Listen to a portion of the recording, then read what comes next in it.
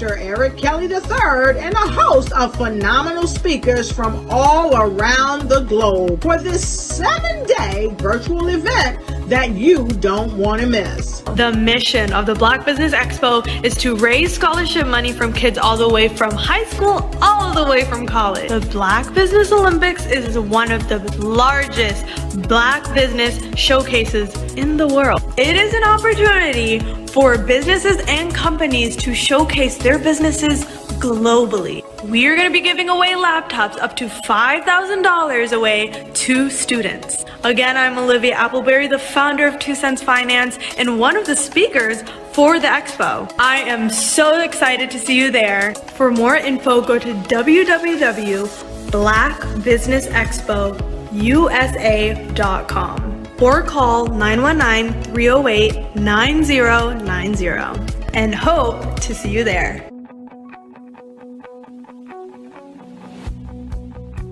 I am Black Business. From the moment I wake until the time I sleep. Yes, I am Black Business. I am Black Business. Tell me, are you Black Business? I am Black Business. Do you support Black businesses? Listen, I support Black business because I am Black Business. Black Business Expo, one of the largest business showcases in the history of Black business in the world. The world! Sign up today at www.blackbusinessexpousa.com or call 919-308-9090.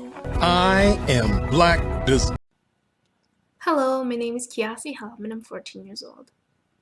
I think my genius would probably have to be setting goals and achieving them. I say this because ever since I was young, I always wanted to be an author, and at age 11, I ended up achieving this. But not only did I end up becoming an author, I ended up becoming a public speaker, a publisher.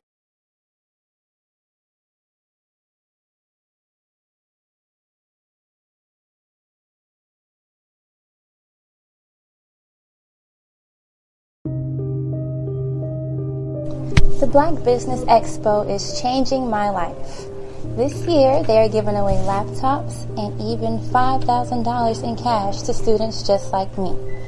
I'm Alexis, and I want to go to college to fulfill my dream of becoming an entrepreneur. Help the Black Business Expo going to www.blackbusinessexpousa.com and also becoming a vendor, a sponsor, or donating.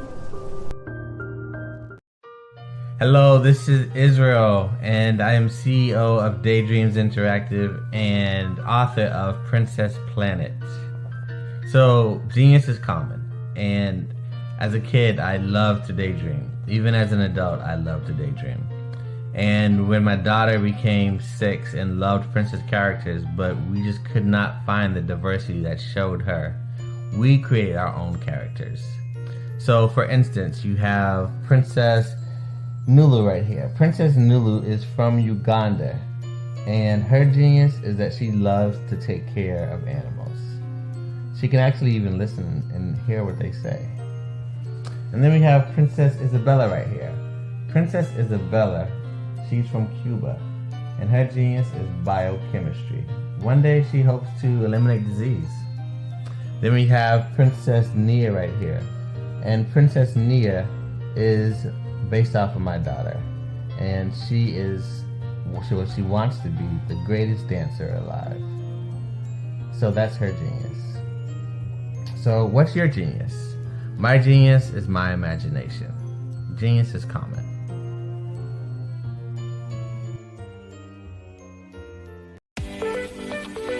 You are in the right place at the right time. The Black Business Network opens again for its Black Business Olympics, a 24/7 broadcast on business, strategies, global branding, social media marketing, finance, advertisement, and much, much more. Featuring the top, most powerful entrepreneurs and speakers and thought leaders from all around the world as they gather together for this phenomenal event.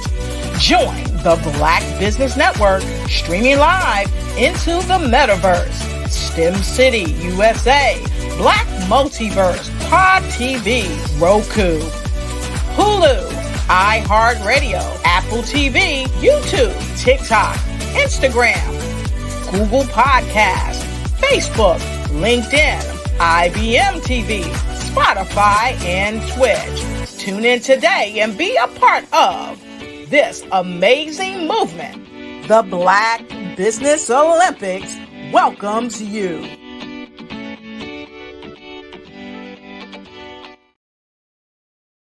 Sometimes you got to hear the news from the Black perspective, and more specifically, Black publishers. And that's exactly why you have to download the HeyTie app, the largest mobile app delivering breaking news, videos, and podcasts from 200 of your favorite Black publishers. Yes, 200 Black publishers delivering news as it happens, literally all in one app. Go to HAYTI.com or download the app in the Google Play Store or Apple App Store. It's completely free, along with information that you can trust, so go check them out.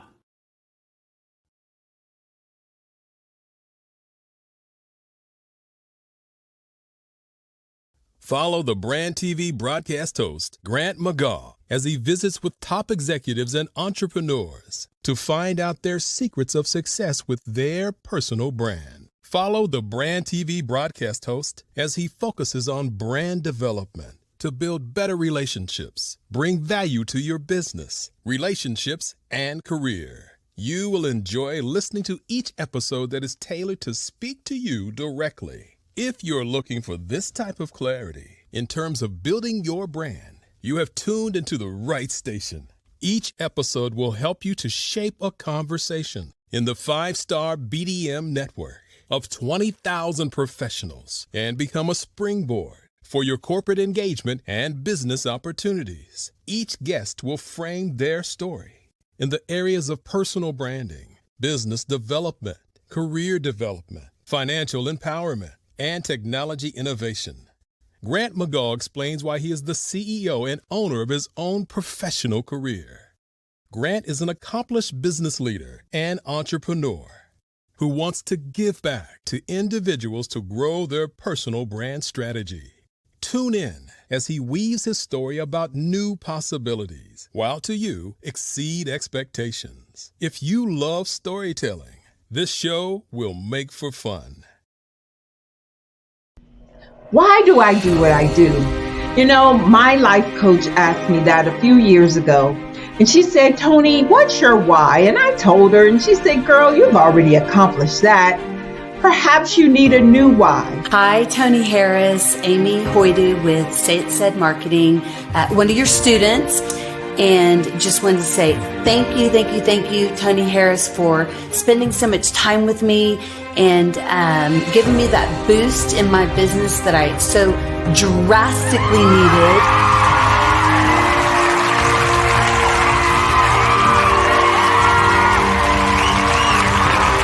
My why is to touch, move, and inspire my clients to take drastic steps to be better than they were before they met me. I'm a resource.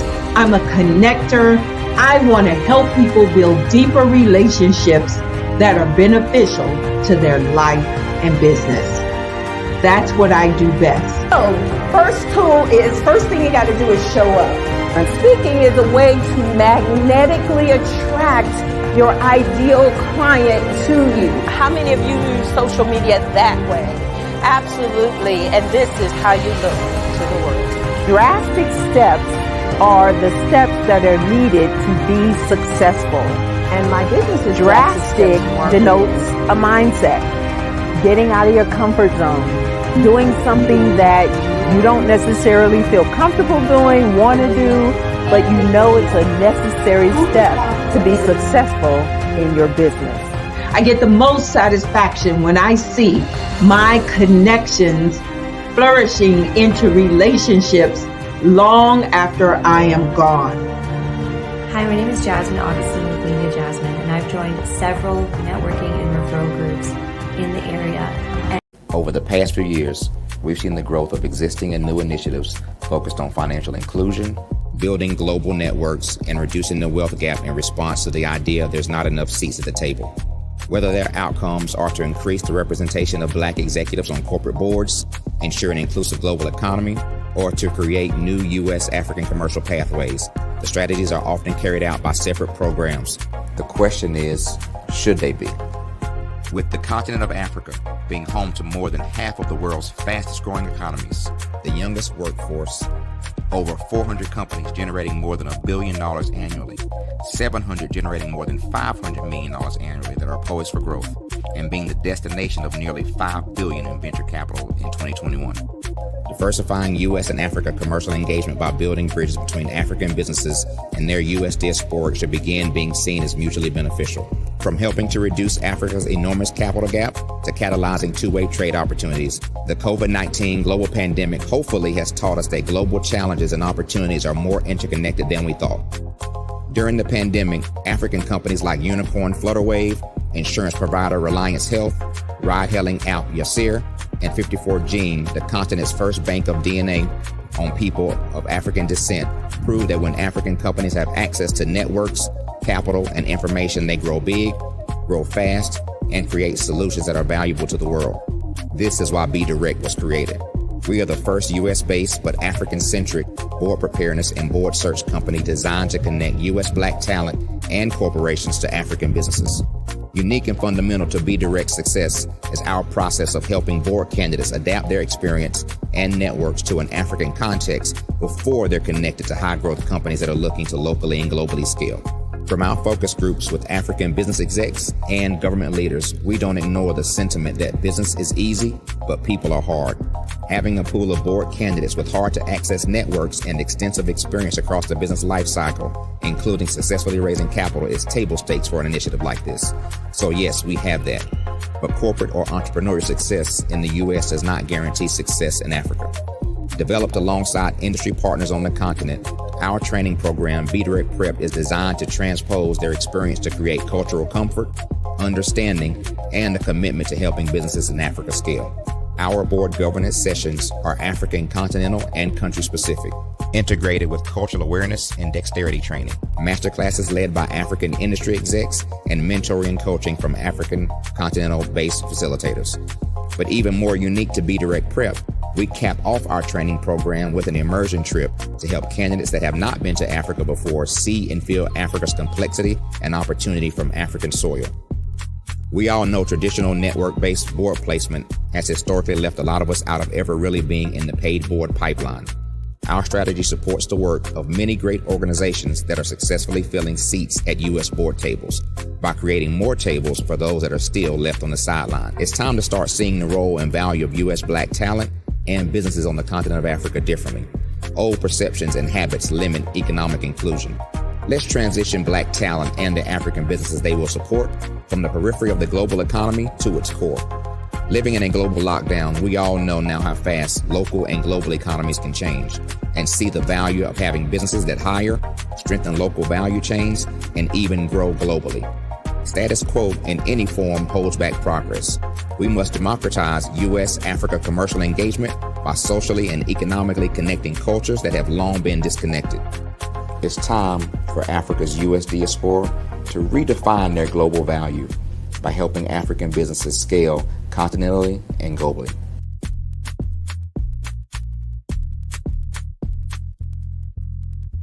I was born in a little village on the island. I was born in a little village on the island of Haiti. many deadly diseases pounded me. It is as if they were on a mission to end my existence on this earth. I refused to give up. In 1983, I left Haiti and came to the United States of America. And I came with $5, 2 shirts. I didn't speak in English. I came to Atlanta. I got a job. I was a doorman. I was a doorman with a dream. What I used to come on stage. I'd rehearse this moment that I'm standing in front of you. That's the power of a dream. Maybe today is the day you begin acting as if you already have it. And then step out with full force. Take a risk. No condition is permanent. Don't let your situation distract you. You are chosen. You are called. You are born for a purpose in this life.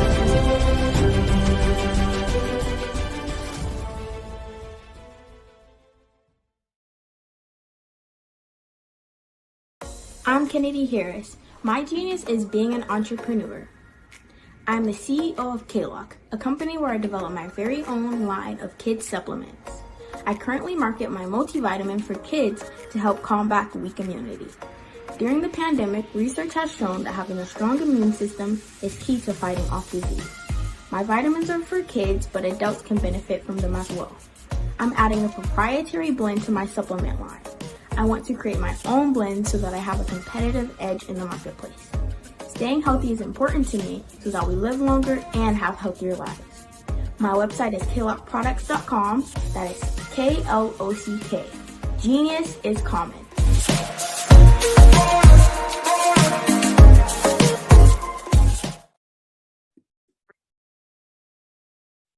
Hello, I'm Dr. Madeline Ann Lewis, President and CEO of the Executive Women's Success Institute. And my genius is helping women accelerate the path to success. You know, I was blessed to have strong women in my life who encouraged, motivated, and pushed me to do my best and to never even think about giving up on my dreams. So I say to women, we must show up to rise up. We have talents and potential, but who will see them if we don't speak up and get noticed? I know that women are a tremendous resource on this planet, and there is nothing more fulfilling than helping a woman tap into her full potential. I do this because I want to be a part of helping as many women as I can to show up, to rise up. I do this because genius is common.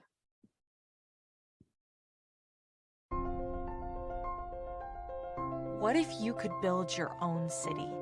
A place where every child can find nurturing people to help them achieve their full potential. A place where every adult can access job training support, where health education is abundant, where social justice ruled the land. A place without limitations. Welcome. You have arrived at STEM City USA. It is what every city should be. A safe and trusted community where you find people and resources to help you become everything you are and beyond. STEM City is unlike anything you have ever experienced. It is a digital twin of the world around you, only better. STEM City is about energy and soul renewal. It is more than a digital world. You can almost feel the power of live cultural events, music, and theater. STEM City promises a better future for children with caring mentors and hands-on activities with dedicated tutors to support our youth. STEM City is your passport to a healthy lifestyle with weekly events addressing our community's many issues. STEM City is your financial well-being, with helpful information on wealth management, career advancement, job training, and so much more. STEM City is the community you deserve. It is the city where your dreams can come true. STEM City USA, a place in the sky that is accessible to all who reach for the stars.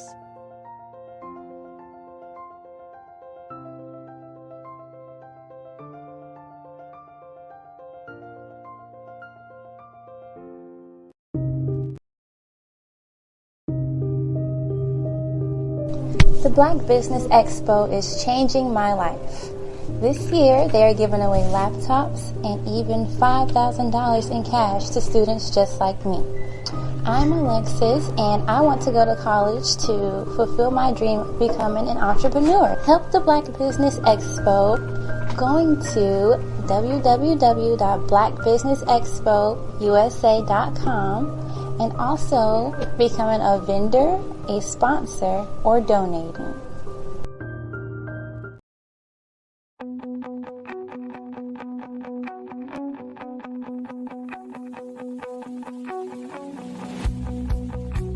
I am Black Business.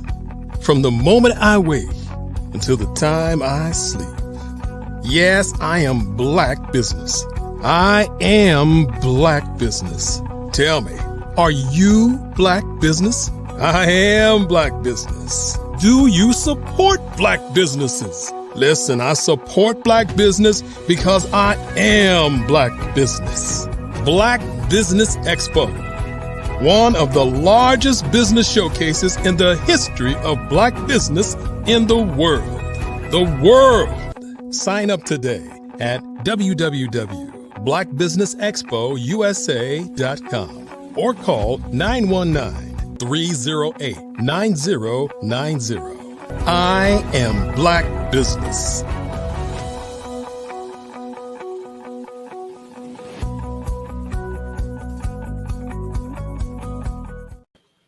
Good morning, business owners, entrepreneurs, thought leaders, and corporations.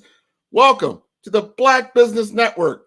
My name is Grant McGaw, CEO of 5-Star BDM and host of the award-winning Follow the Brand podcast. I am your business moderator for this morning on the Black Business Network. The Black Business Network is a 24-hour business network showcasing Black businesses, business owners, entrepreneurs, and thought leaders worldwide. We have speakers from North Carolina, London, Singapore, Africa, Japan, and cities all over the United States.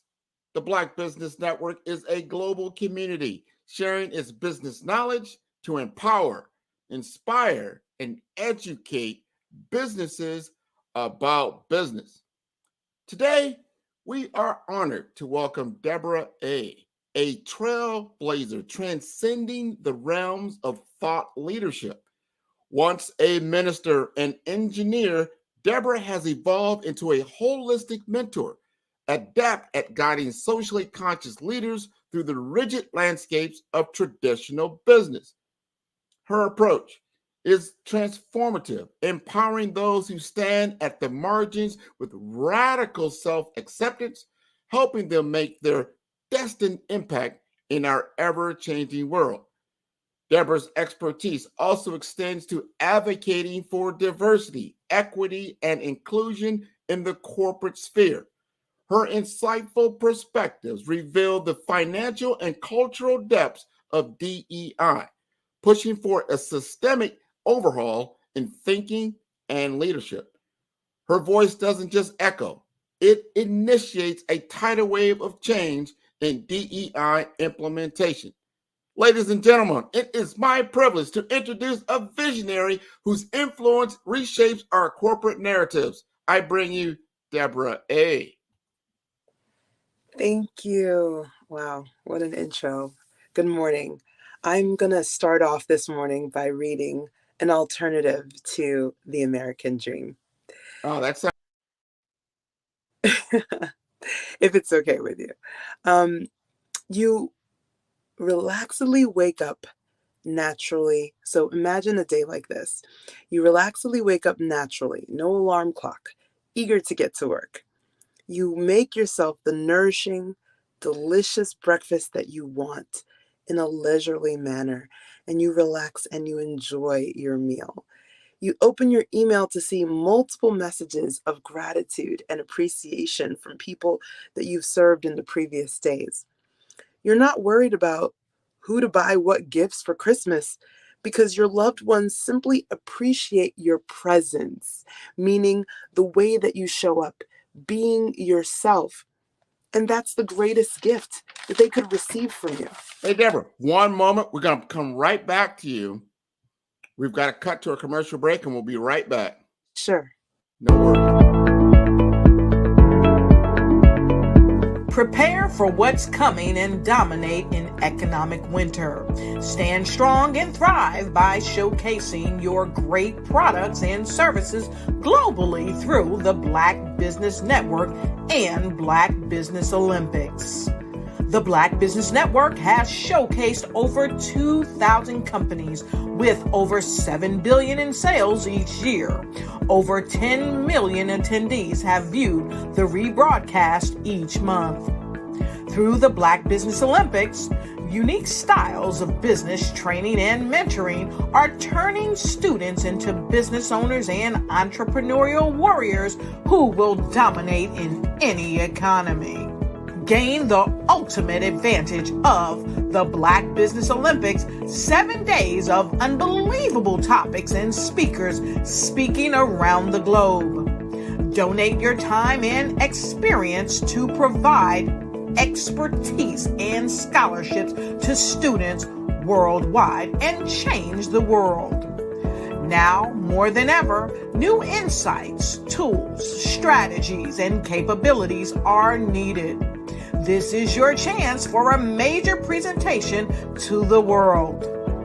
Fill out the form and join the more than 2,000 speakers who have presented to over 200 countries.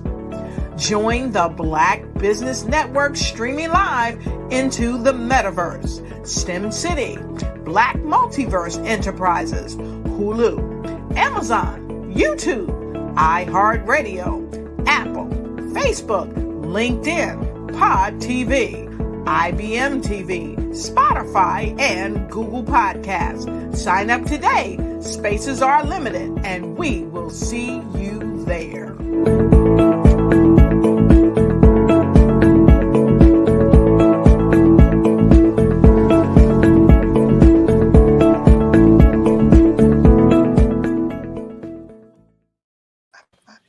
All right, we are back, Miss Deborah. We'll let you go ahead and continue. You're looking just fine. Thank you. All right. So I was reading my alternative to the American dream. So waking up in the morning in a relaxed pace, being able to make your own breakfast the way you want, opening your email to seeing lots of words of appreciation and gratitude for the work and the service that you've rendered. Your children share with you how they want to be like you when they grow up because you're a real hero who uses your power for good. You've stopped worrying about money because it's been proven to you time and again that you're always taken care of. You receive financial, emotional, and practical support from the people around you just for being yourself. That's nothing that you had to earn. You feel so moved with gratitude and abundance that you daily, freely gift others with your own natural gifts or talents when you see that they are needed, and you don't expect anything in return because you know that you have more than enough. This is life in the gift economy. It is a place in our Western world that few have really fully entered. I saw my father enter it, and now I've entered it. And there's nowhere else that I'd rather be. You see, the world needs leaders who can operate well outside of business as usual, because business as usual is dying. And soon, most will be displaced. Most people will not have the jobs they used to have and the comforts that they used to have because this world is crumbling. But no one is teaching us how to move out of the money economy, how to take back our natural, social, cultural, and spiritual capital and abundance that has been exploited and stripped to feed the god money. I wish that I had found out this information when I was a teenager. I know I would have made a deeper and greater contribution by now to humanity.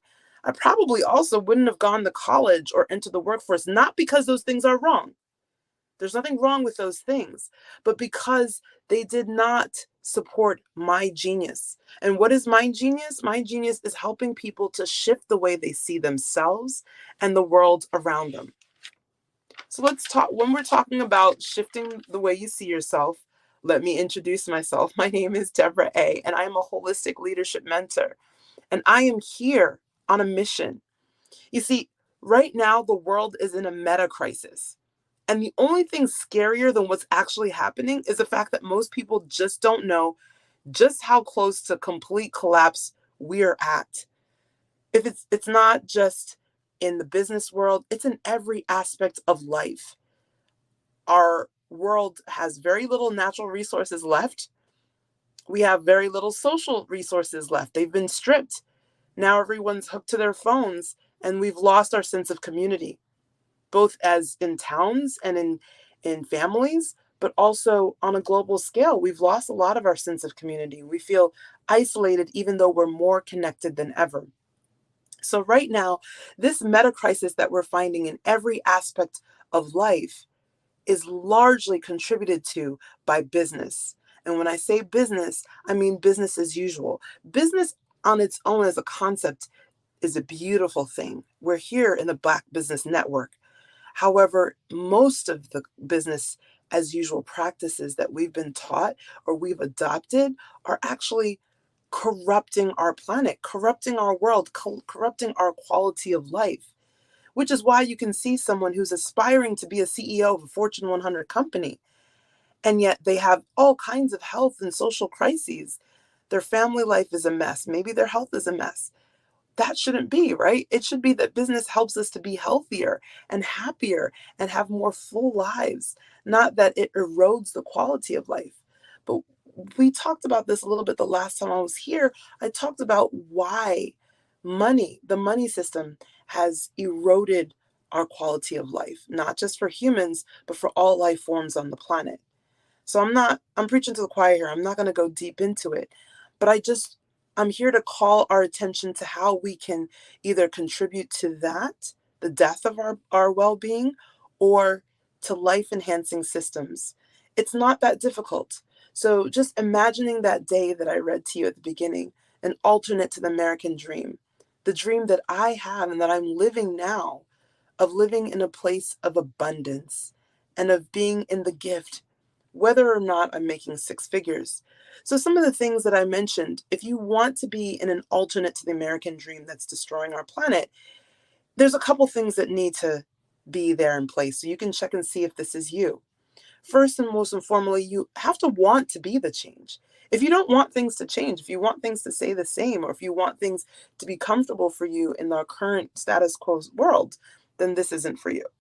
If you're not willing to look and see that 99% of the solutions that we have out there are actually part of the problem and are contributing to the problem, greenwashing, misleading advertising, and so forth, then this isn't for you either. You need to be willing to prioritize service over comfort. Doesn't mean that they're mutually exclusive.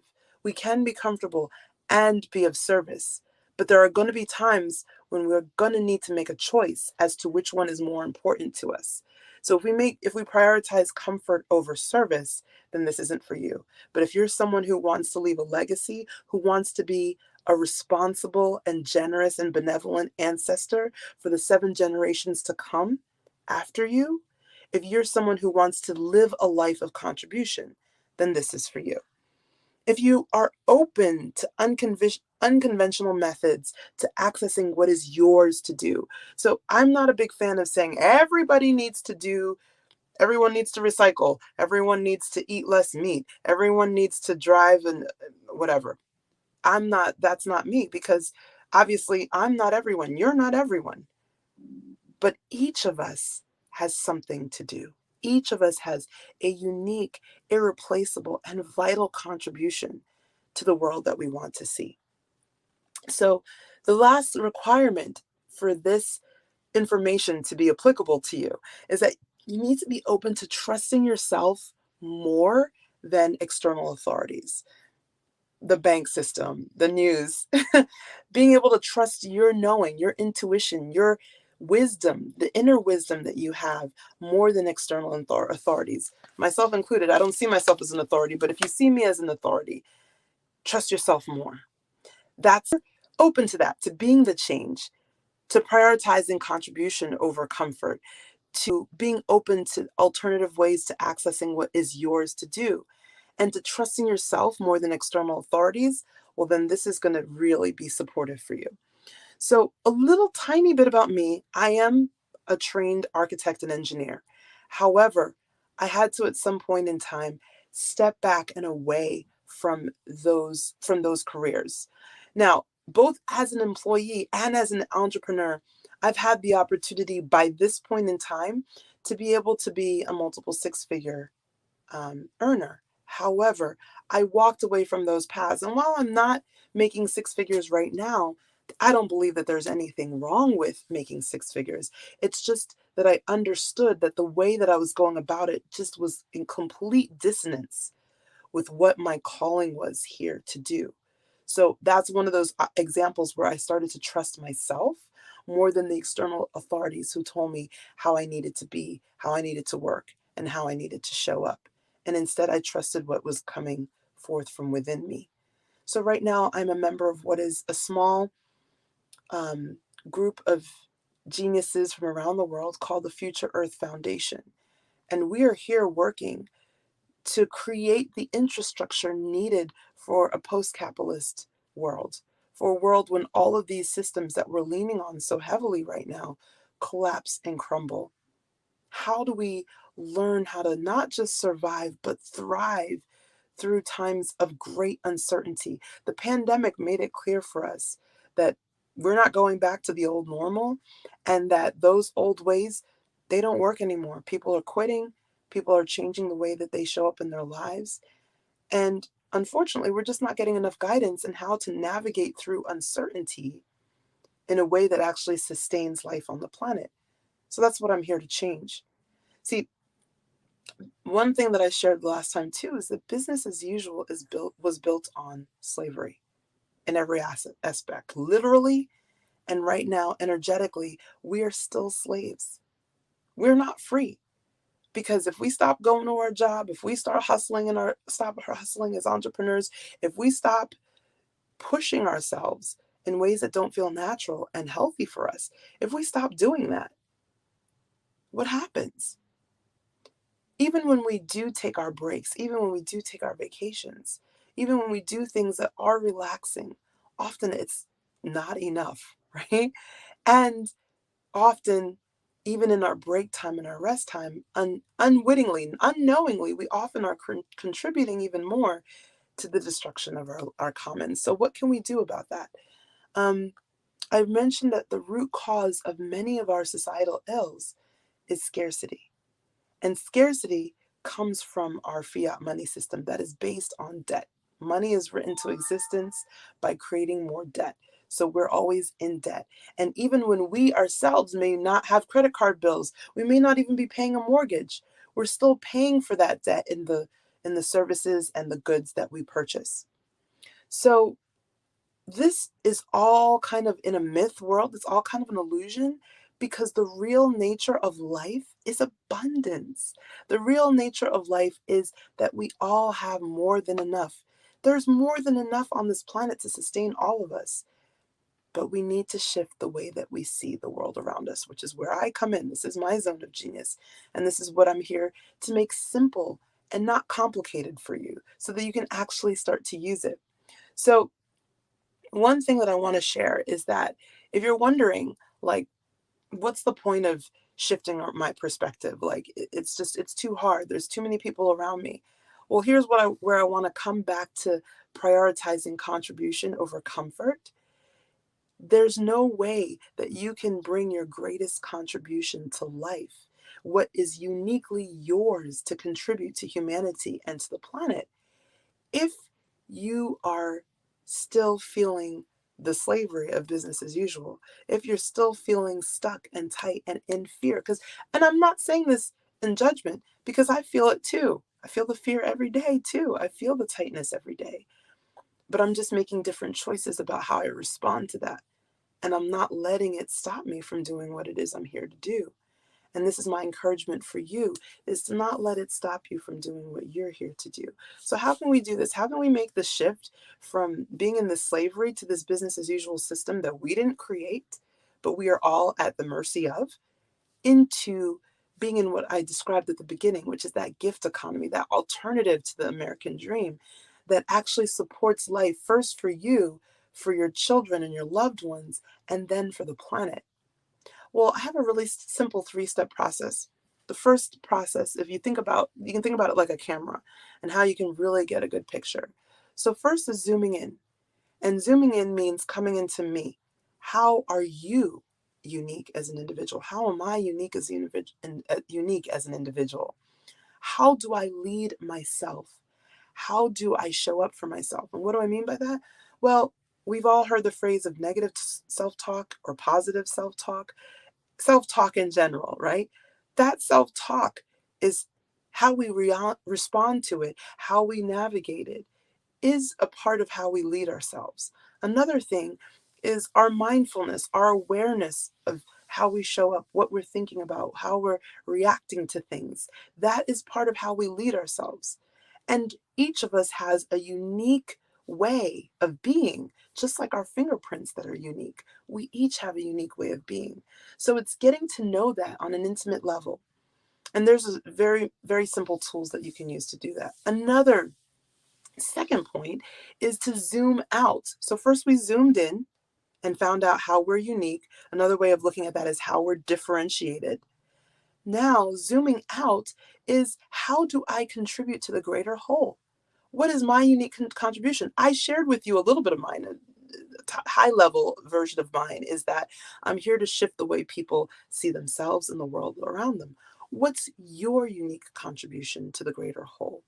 It's being able to zoom out and see the bigger picture and how you fit into it. And that's an integrated person, someone who knows how to lead themselves and then can show up in that way to be a leader for others and to contribute their greatest gifts to the greater whole, to the greater community. We could even think about it like the social, spiritual, and cultural commons. And then the third part of this process is to reset our focus. So just like with a camera lens, you can reset your focus. Resetting our focus as individual leaders is resetting our priorities, because our priorities are what we focus on, right? So I gave you one example of a priority shift. If you were someone who was focused or prioritizing comfort, someone who really could benefit from and who could really be a leader moving into the world that's emerging is someone who prioritizes contribution, which doesn't mean that you don't have any comfort. It just means that it's not the most important thing to you. So any culture, if you look at Native American, if you look at different West, South, and East African and North African cultures, if you look at indigenous peoples in Europe and in Asia, you will find that the deep indigenous wisdom, they always have their priorities right. They know what's important. They're not blinded and misguided by the world around them. Am I running out of time? No, actually, you were talking so interesting that we wanted to get a little bit more in-depth focus from you, because, man, I mean, what you're talking about is, how do we survive in this, this world of crisis? Everyone knows that we've got some issues here. These are psychological impacts. They impact us on a lot of different levels. Quick question. I know you're a DEI expert, and that, that really pertains to the corporate world. And then you're working holistically with a lot of different entrepreneurs. How do you combine those two worlds? That's a great question, and it's something that I dance with every day. I don't claim to have all of the answers. I just know that I'm guided to where I'm supposed to be when I'm supposed to be there. So a lot of my work with DEI when I was in corporate was, it was beautiful, but it also had ceilings. So now I'm waiting for the next chapter and the next opening to be able to expand on that work, because in corporate, because it's set up in business as usual and the priority is profit maximization, it kind of goes counter to everything that DEI is about. Let's just be honest. So if you're going to really prioritize profit, then you can't prioritize people. And I know that there's this thing called the triple bottom line, but truthfully, when you really look carefully at it, there's a lot of greenwashing happening there, because it's just profit maximization requires a different set of priorities and focus than people focus, where you're really interested in developing the well-being of person. It doesn't mean that you can't have profit while taking care of your people. It just means that profit cannot be your priority if you want to truly take care of your people. It needs to be under that, not above it. You know, what you're saying is so true. I've noticed, especially in the Gen X, Gen Z generation, that they're more purpose driven than profit driven. Like, all right, it's nice to make money, but what are you doing with it?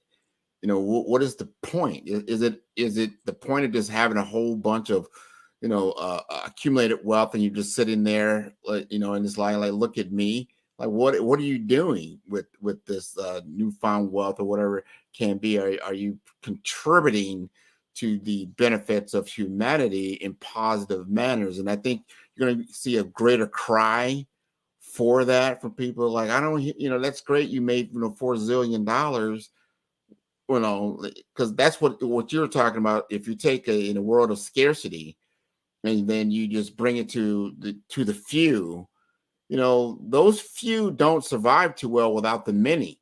So if you're not reinventing, or I would say reinvesting in people in positive manners, the accumulation of wealth has no meaning.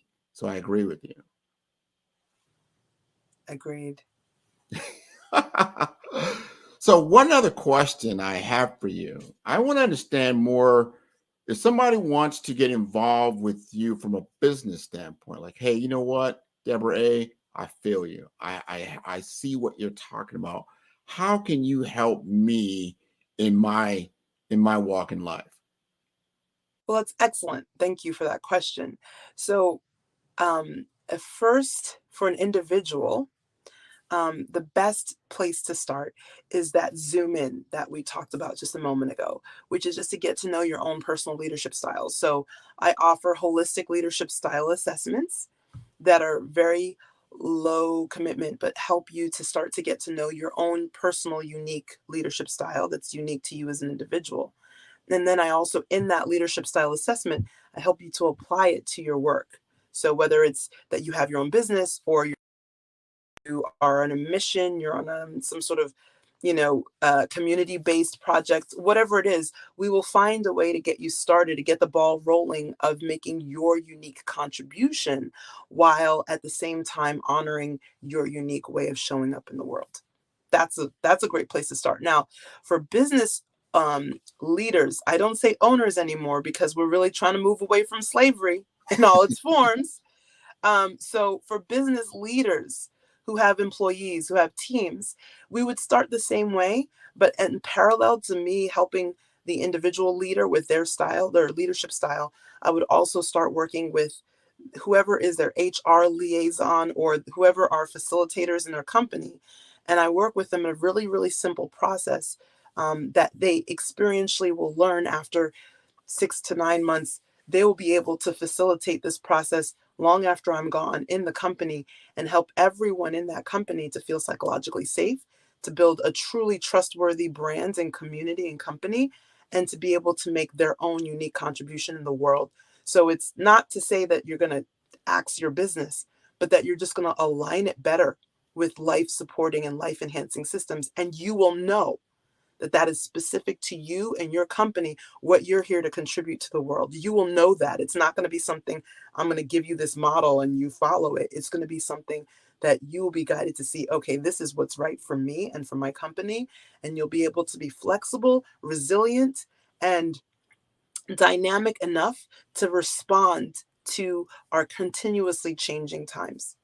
I like that. A purpose-driven business.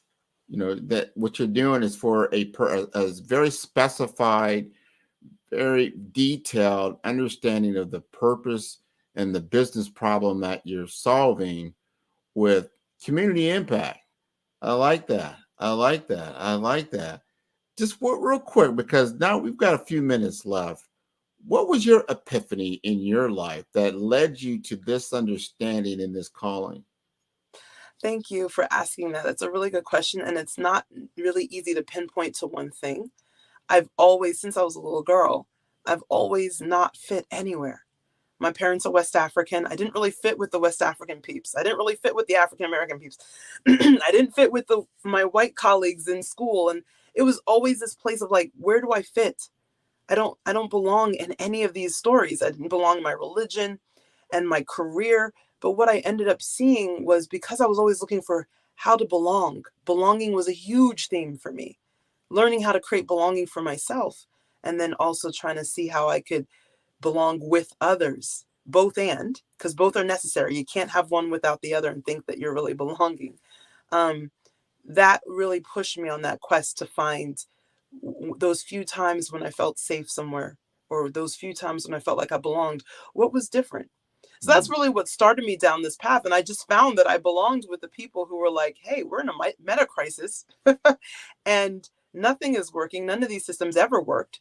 And we've all sensed it. Everyone in this mindset has sensed this for most of our lives, but we always were the odd man out, the black sheep, the weirdo, and so now we're finding each other and we're coming together because we realize now what our purpose is on the planet is not to be weirdos. It's to be bridges from the old to the new. It's to help guide the leadership and to help support life enhancing systems so that our humanity doesn't have to cease as a species on the planet, for us to be able to thrive and to be able to support life again. Wow, I like that. And I've been talking about what I sense. I've been around for a couple of decades, right, and seen certain things. And I do like that we need a shift. We've got to find that. And I think we're going into a cultural renaissance, the better understanding that's going to infuse people with purpose. We, like you said earlier, you need money. You need money because of the way it's set up in our society, no doubt. And there's nothing inherently wrong with that system. But what comes after that? What is the point? And if you're not doing things with a clear vision of not just the basic survival, but we got to get into this self-actualization state and purpose, because we have a very short window of life. When you really think about it, 0 to 100, most people are going to fit into, well, in the scope of a very large scope of life and the ecosystem or how things live. That's not a very long period of time. So you should be doing something of purpose. That's why we're here on the Black Business Network. We want to bring out this new awareness and allow people to express themselves. And you're bringing some uniqueness to the table and allowing, because I've heard from a lot of people, especially my kids and the kids now, right, that they want to do something that has some purpose and some meaning behind it. So I love what you're bringing together. How can people get in touch with you? Best way is LinkedIn. My handle is The Real Deborah A. So TheRealDeboraha. That is my handle, and you can find me on LinkedIn. That's the best place to connect with me. Also occasionally on Facebook, but not really as much, but the same handle, The Real Deborah A. And really what I wanted to encourage is for people to read No Bad Parts and Sacred Economics. Those are two really powerful books. No Bad Parts is by Richard C. Schwartz, and Sacred Economics by Charles Eisenstein really kind of lay out the background and give really great examples for what I've shared very forcefully today here, because I think that that's important for people to not just take my word for it, but like really look into it for themselves and see there's other ways of showing up and being that we're never told about. No, that's wonderful. And I thank you for sharing that on the Black Business Network, the Black Business Olympics. This has been great. Thank you for giving us our morning coffee. This has been wonderful. Genius is common, and I'll see you on the other side. Thank you. Wonderful, wonderful, wonderful vision. The Black Business Expo's mission is to raise funds for high school seniors going to college or K through 12 entrepreneurs. This expo is a fundraiser for students. You may go to www.blackbusinessexpousa.com to donate to the scholarship fund, or use the Cash App that's on the screen below, and that's $BBXUSA.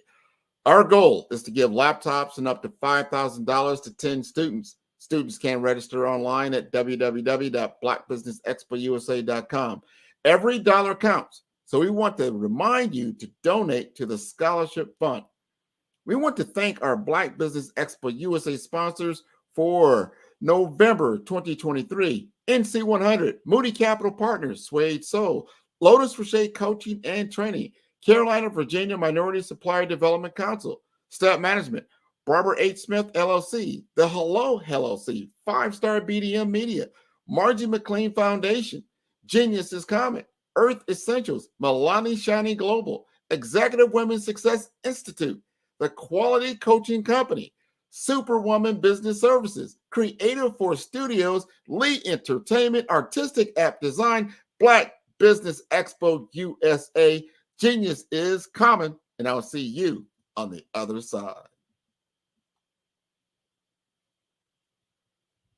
I'm Ramon Ray, founder of Smart Hustle Magazine and smallbiztechnology.com.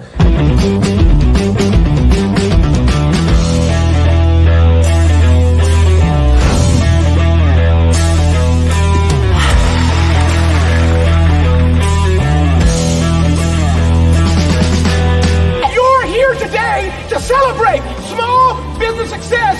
Stand up on your feet. You rocked the house. Hey, thank you. It was amazing. Didn't we learn?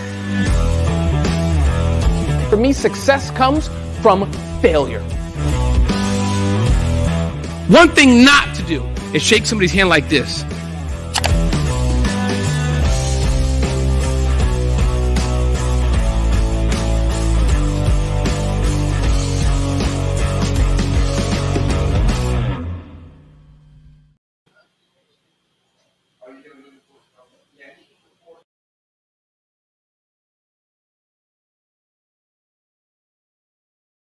Artist to me is a creative expression of something from nothing. You know, it explodes onto the canvas, or it explodes on in my work. One of the things that I try to do more than anything is I try to just give the lines and the movements and emotions and expressions into what I do. Art really means to me a chance to express how I feel deep down inside. Most of my art begins as a thought that I might have, you know, whether it's sports, whether it's history, whether it's a woman or a man. It pretty much starts as an idea of thought before I get into the actual image of what I'm going to draw. I do a lot of historical pieces. I was a history minor in college, and I love to do history pieces. And a lot of times I'm thinking about history, and then I try to make that history impact you as you look at it. That's one of the reasons I do pictures so large. People ask me, why do I do pictures so big? And I tell them, I want the piece to impact them as they're looking at it, to kind of dominate them, dominate their space. And most of my pieces I try to do off page. I don't try to do anything that's going to be in those four corners or in a square. And I want your imagination to be a part of the piece that you're looking at.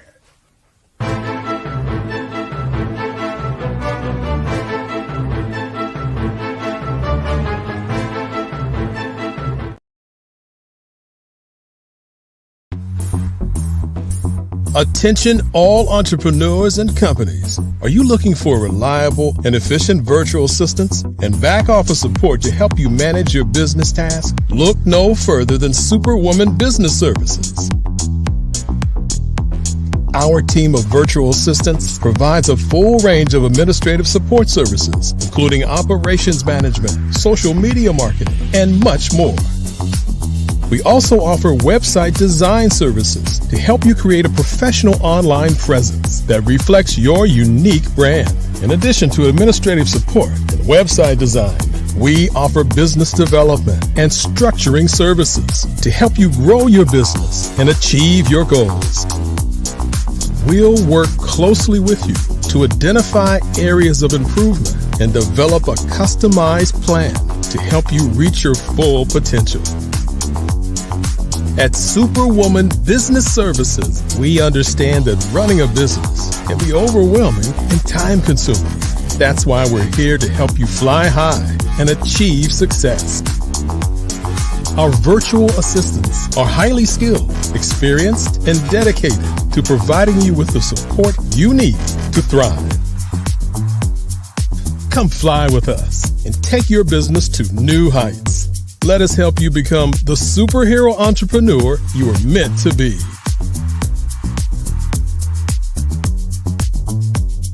Contact Superwoman Business Services today to learn more about our back office support services. Come fly with us and take your business to new heights.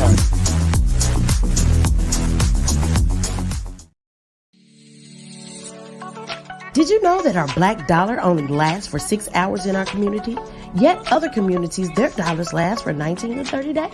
The Black Wall Street Nation. Black Wall Street Nation. Yes, that's why we created the Black Wall Street Nation. Black Wall Street Nation is history available to all black businesses across the world.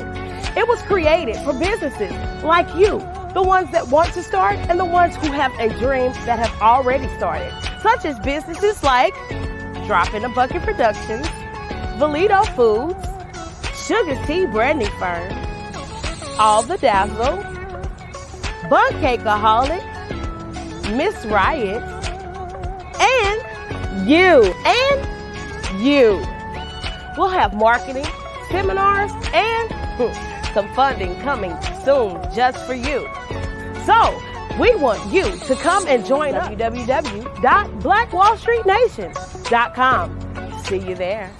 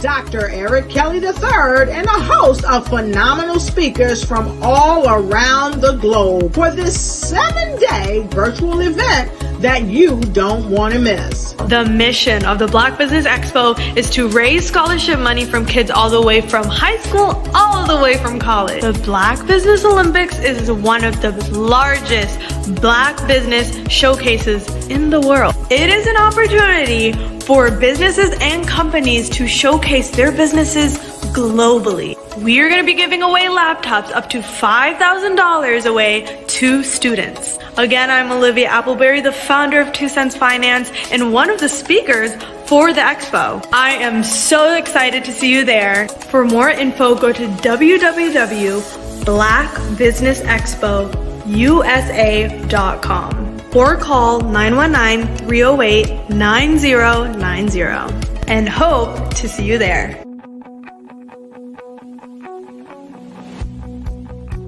I am Black Business. From the moment I wake until the time I sleep. Yes, I am Black Business. I am Black Business. Tell me, are you Black business? I am Black business. Do you support Black businesses? Listen, I support Black business because I am Black business. Black Business Expo, one of the largest business showcases in the history of Black business in the world. The world! Sign up today at www.blackbusinessexpousa.com or call 919-308-9090. I am Black business. I am Black business. From the moment I wake until the time I sleep, I am Black business. I am Black business. Are you Black business? I am Black business. Do you support Black businesses? I support Black business because I am Black business. Black Business Expo, one of the largest business showcases in the history of Black America in North Carolina. Sign up today at www.blackbusinessexpousa.com or call 919-380-9090. I am Black business. I am Black business. From the moment I wake until the time I sleep, I am Black business. I am Black business. Are you Black business? I am Black business. Do you support Black businesses? I support Black business because I am Black business. Black Business Expo, one of the largest business showcases in the history of Black America in North Carolina. Sign up today at www.blackbusinessexpousa.com or call 919-380-9090. I am Black business. I am Black business. From the moment I wake until the time I sleep, I am Black business. I am Black business. Are you Black business? I am Black business. Do you support Black businesses? I support Black business because I am Black business. Black Business Expo, one of the largest business showcases in the history of Black America in North Carolina. Sign up today at www.blackbusinessexpousa.com or call 919-380-9090. I am Black business. I am Black business.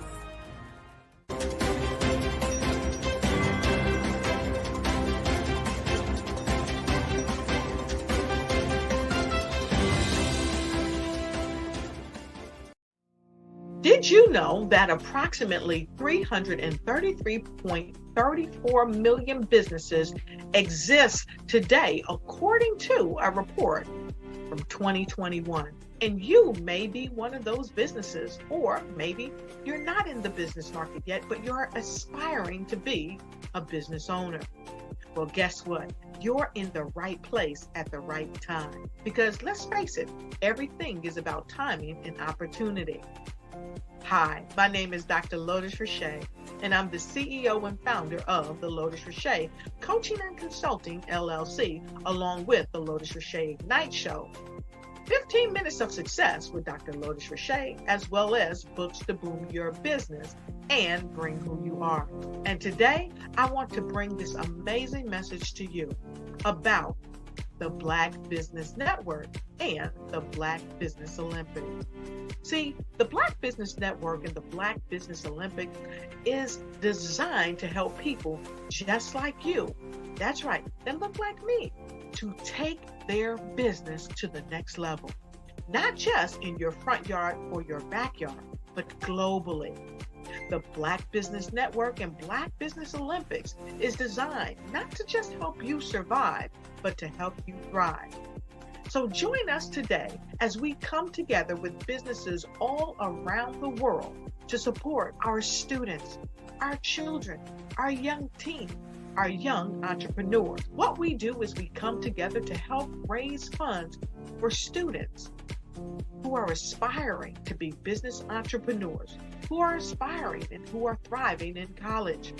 We endow them with a wonderful opportunity to gain scholarship of either a laptop or several thousands of dollars. And we invite you to help be a contributor to this amazing opportunity to help someone that looks just like you. So join us today at our website and let us connect with you and help you ignite and take flight in every area of your life on the Black Business Network and the Black Business Olympics. I'll see you on the other side. Hello, I am Dr. Eric Kelly III, the visionary strategist and founder of the Black Business Olympics. I invite you to showcase your Black-owned businesses on the Black Business Network global stage. The Black Business Olympics is a global Black Business Network platform that propels Black-owned businesses into the international spotlight. By showcasing your business on the Black Business Olympics platform, you can reach a worldwide audience of potential customers, partners, and investors. You can also establish yourself as a thought leader and expert in your field, attract lucrative partnerships, and more speaking engagements. In addition, the Black Business Olympics platform provides a valuable opportunity to connect and collaborate with like-minded entrepreneurs and business professionals from around the world. This can lead to new business opportunities, ideas, and relationships. Finally, by sharing your story and expertise on the Black Business Olympics platform, you can inspire and empower others. This is a powerful way to make a positive impact on the world and leave a lasting legacy. If you are a Black-owned business owner, I encourage you to seize the opportunity to showcase your business on the Black Business Olympics platform. It is a once-in-a-lifetime opportunity to make an indelible mark on the world. Be one of the 1,000 visionary entrepreneurs who are changing students' lives, shaping industries, and leaving an unforgettable legacy for their families. Unleash your voice on our global stage and watch your business thrive. Black Business Olympics is one of the largest Black business showcases in the history of Black business in the world. Yes, the entire world. Just give me a call today at 919-308-9090.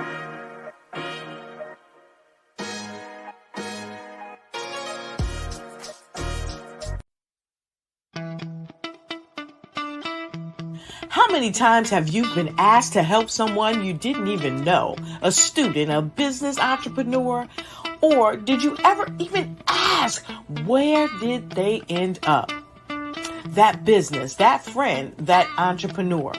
Well, just maybe they ended up in a gang, bankrupt, homeless, or worse, dead. Maybe they turned to crime, drugs, and alcohol. Did you ever wonder? Did you destroy their dream, or was your life always so easy? At the Black Business Olympics, we started a movement to help students complete. Give them hope and foster success.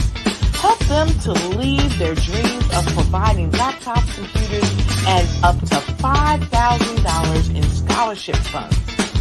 Today, we ask you to help a student, a business owner, or an entrepreneur to realize their dream by sponsoring them supporting them, and buying from them. Consider this. With $1.6 trillion in our Black community, we only ask for a small donation for our students, our businesses, and our entrepreneurs. And you can change a life today. So I ask you, what are you going to do? Sit on the sideline and watch our students in high school be leaders, miss out on their dreams from lack of resources? Or are you going to donate to the movement and change their future and yours as well? Give us a call today at 919-308-9090. Change their life by investing with action to the Black Business Olympic Fund. The Black Business Olympics, one of the largest business showcases of Black business in the history of the world.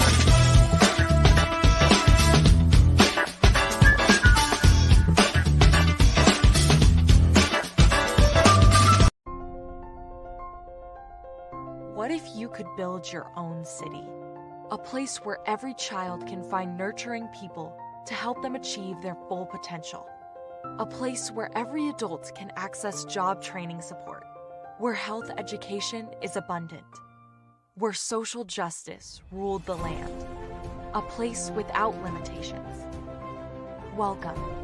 You have arrived at STEM City USA. It is what every city should be. A safe and trusted community where you find people and resources to help you become everything you are and beyond. STEM City is unlike anything you have ever experienced. It is a digital twin of the world around you, only better. STEM City is about energy and soul renewal. It is more than a digital world. You can almost feel the power of live cultural events, music, and theater. STEM City promises a better future for children, with caring mentors and hands-on activities, with dedicated tutors to support our youth. STEM City is your passport to a healthy lifestyle, with weekly events addressing our community's many issues. STEM City is your financial well-being, with helpful information on wealth management, career advancement, job training, and so much more.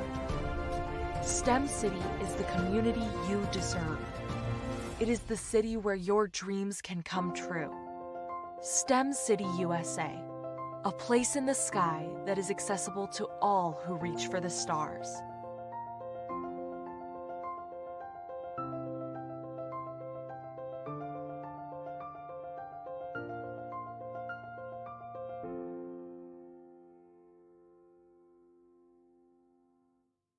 Absolutely.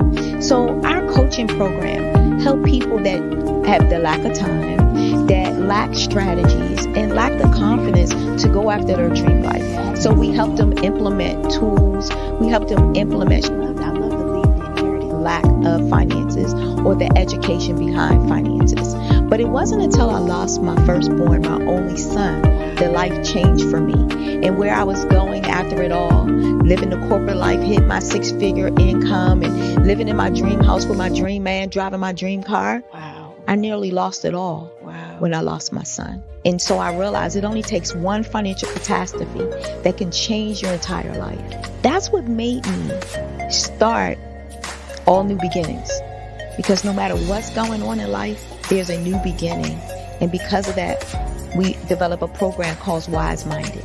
My little slogan is, don't just dream it, let's live it. If they want to connect with you or work with you, what is the best ways for them to be able to do that? Well, for my social media guru, you can connect with me on every single social media platform as Tanya T. Rose.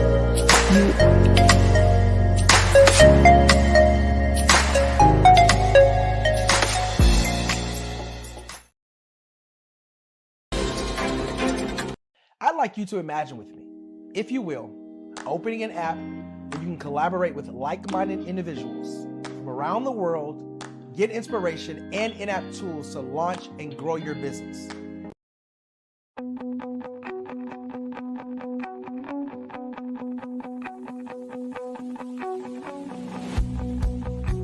I am Black Business. From the moment I wake until the time I sleep. Yes, I am Black Business. I am Black Business.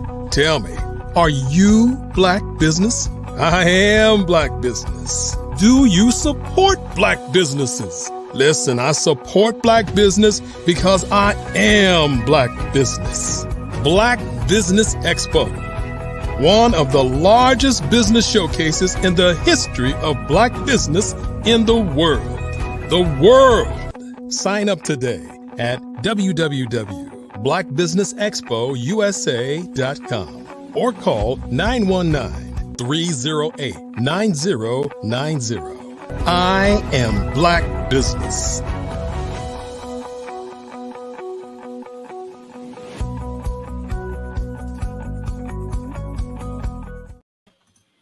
Good morning, good morning, good morning, business owners, entrepreneurs, thought leaders, and corporations.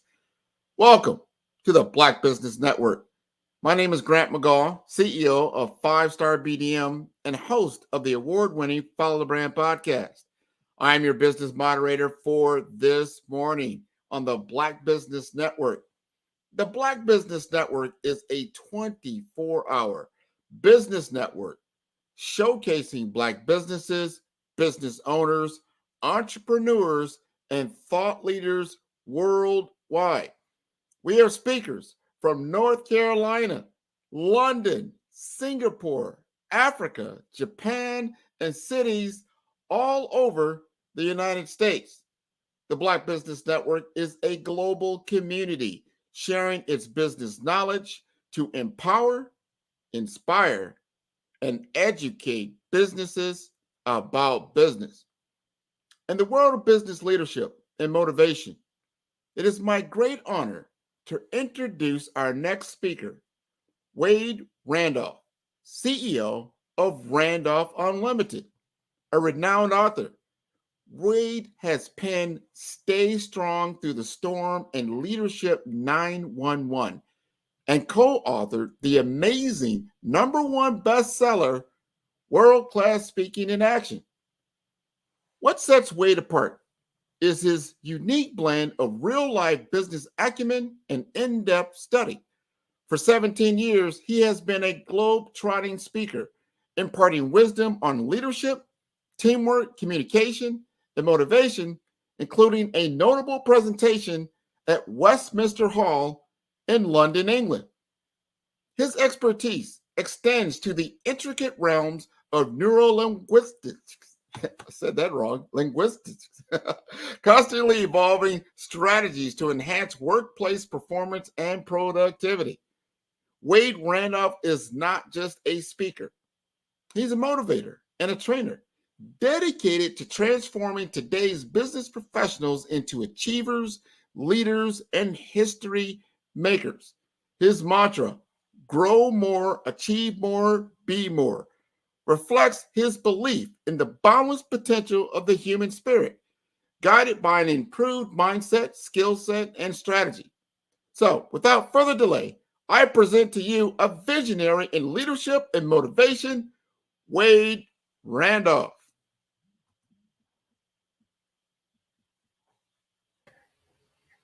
Good morning, Grant. How are you? I am doing wonderful. Wade, how are you doing? Very well. So let's dive right into neurolinguistics programming, and we'll come back to that. Oh yeah, I'm gonna let you say that. That definitely was a tongue twister for me. And I'll join you a little later in your presentation. Genius is coming, and I'll see you on the other side. Excellent. So good morning. My name is Wade Randolph, Randolph Unlimited, professional training and speaking company. I specialize in helping small business owners increase profit, performance, and productivity in their company. Peter Drucker, a few years ago, said the 3 most important words to business owners that we all must listen to and almost take time to understand. Right now, we're in different times. We're in the times of change, challenge, and overwhelming complexities. Please write that down. We're in the time of change, challenge, and overwhelming complexities. Here's a question to you. Have you noticed the changes in your business? Are you going through challenges? And what about the complexities that you are encountered? I have a lot of business clients that now business has become more complex, more competitive. And since COVID, they're wondering, how do they take their business to the next level? Are you wondering that? And the number one thing that we need to do to overcome change, challenge, and overwhelming complexities is to look at how can we become better leaders. I wrote the book a few years ago, Leadership 911, How to Lead During Times of Change, Challenge, and Overwhelming Complexities. So I want to share with you some insights, some thoughts of how to take your business and you personally and professionally to the next level. Now, what is leadership? I want you to write that down. What is leadership in your words, in your thought, and even in the business that you run? You see, there are several definitions for leadership, but here's one that I've come upon and I've stuck with for years. It was penned by a sixth president of the United States, and you probably don't even recognize or know him, John Quincy Adams. And Adams said, if I can help a man or a woman do more, achieve more, or become more, then you are a leader. So here's the question you must answer. In your business and even in your personal life, who are you helping become more? Who are you helping do more? Who are you helping achieve more? See, here's what I tell my clients, and even when I do my presentations, that we all have what's called an energy signature. An energy signature. And that energy signature is that when you bring your talents, your abilities to the forefront, then you're becoming an example to people of what they can do instead of warning of what they can't do. You're becoming an example instead of a warning, and that is the true essence of a leader. When you can be an example to people of what's possible for them. See, a lot of people suffer from, please write this down, possibility blindness. What are you blind to? What is it, the area that you need to improve upon? What's the area that you can expand beyond? What's the, as Brian Tracy says, how can you get out of your comfort zone and go into your danger zone to bring out the more of you? And I think more than ever, more in this time, we need people that are willing to stand up and say, let me be an example. Let me be a leader. Let me be a person that will make the difference. Let me be a person that will take my company and the people to a different path. What's the path that you're willing to venture on that will make the difference of how you as a business owner and how your company will excel to be different in 2023, that you'll make a difference, more profit, better performance, and better connection in 2024. So I often do a small test. I want you to take a leadership test with me this morning. So I want you, if you grab your pen, pad, or a piece of paper, I want you to draw a line straight across it. And I want you to number it from 1 to 10. And I want you to rate yourself this morning as a leader. If you gave yourself a rating between 1 and 10, and if you rated yourself as a leader, what would you be? What would you rate yourself? Would you be an 8, a 9? How many people would be a 10? See, here's what I know, and please note this. What gets measured gets mastered. What gets measured gets mastered. How would you rate yourself? And what would you have to do to take yourself to the next level? Let me give you an example. If you rate yourself as an 8, what would you have to learn? What would you have to do? What would you have to master in order to take yourself to the next level of a 9 or a 10? And I wish I had did this a few years ago when I decided to go into leadership. And let me say again, leadership is not easy, but it's necessary. And I didn't even know that I had a leadership potential in me. I used to work for a real estate firm, and that firm years ago was going through changes and the market was down. See, I think the market's like a roller coaster. Sometimes you're up, sometimes you're down. And my company was going through changes, and they said, Mr. Randolph, can we see you? And the owner at that time, Mr. Good, said, look, we're going to be making changes and we need to see you in our office. And I said, well, I'm not really understanding why you want to see me. He said, young man, I'm going to suggest that you be in my office within the next hour, or you may not have a position with the company. Let me tell you, when you see that your job might be floating out the window, it is time that you listen to the owner of the company. And I was there in 45 minutes or less. And he said, we're making changes in the company and we're letting some people go and we're asking some people to stay. And you can tell I'm a bald guy and I started to sweat. I said, look, I really don't know why we're having this conversation. He said, well, we're looking for a new manager. I said, you already have a manager. He said, no, we had a manager until 15 minutes ago. We let him go. And we're going to ask you to consider being the new manager. Now, let me tell you, I didn't have any management experience. I didn't have any concept ideas of how to run that office.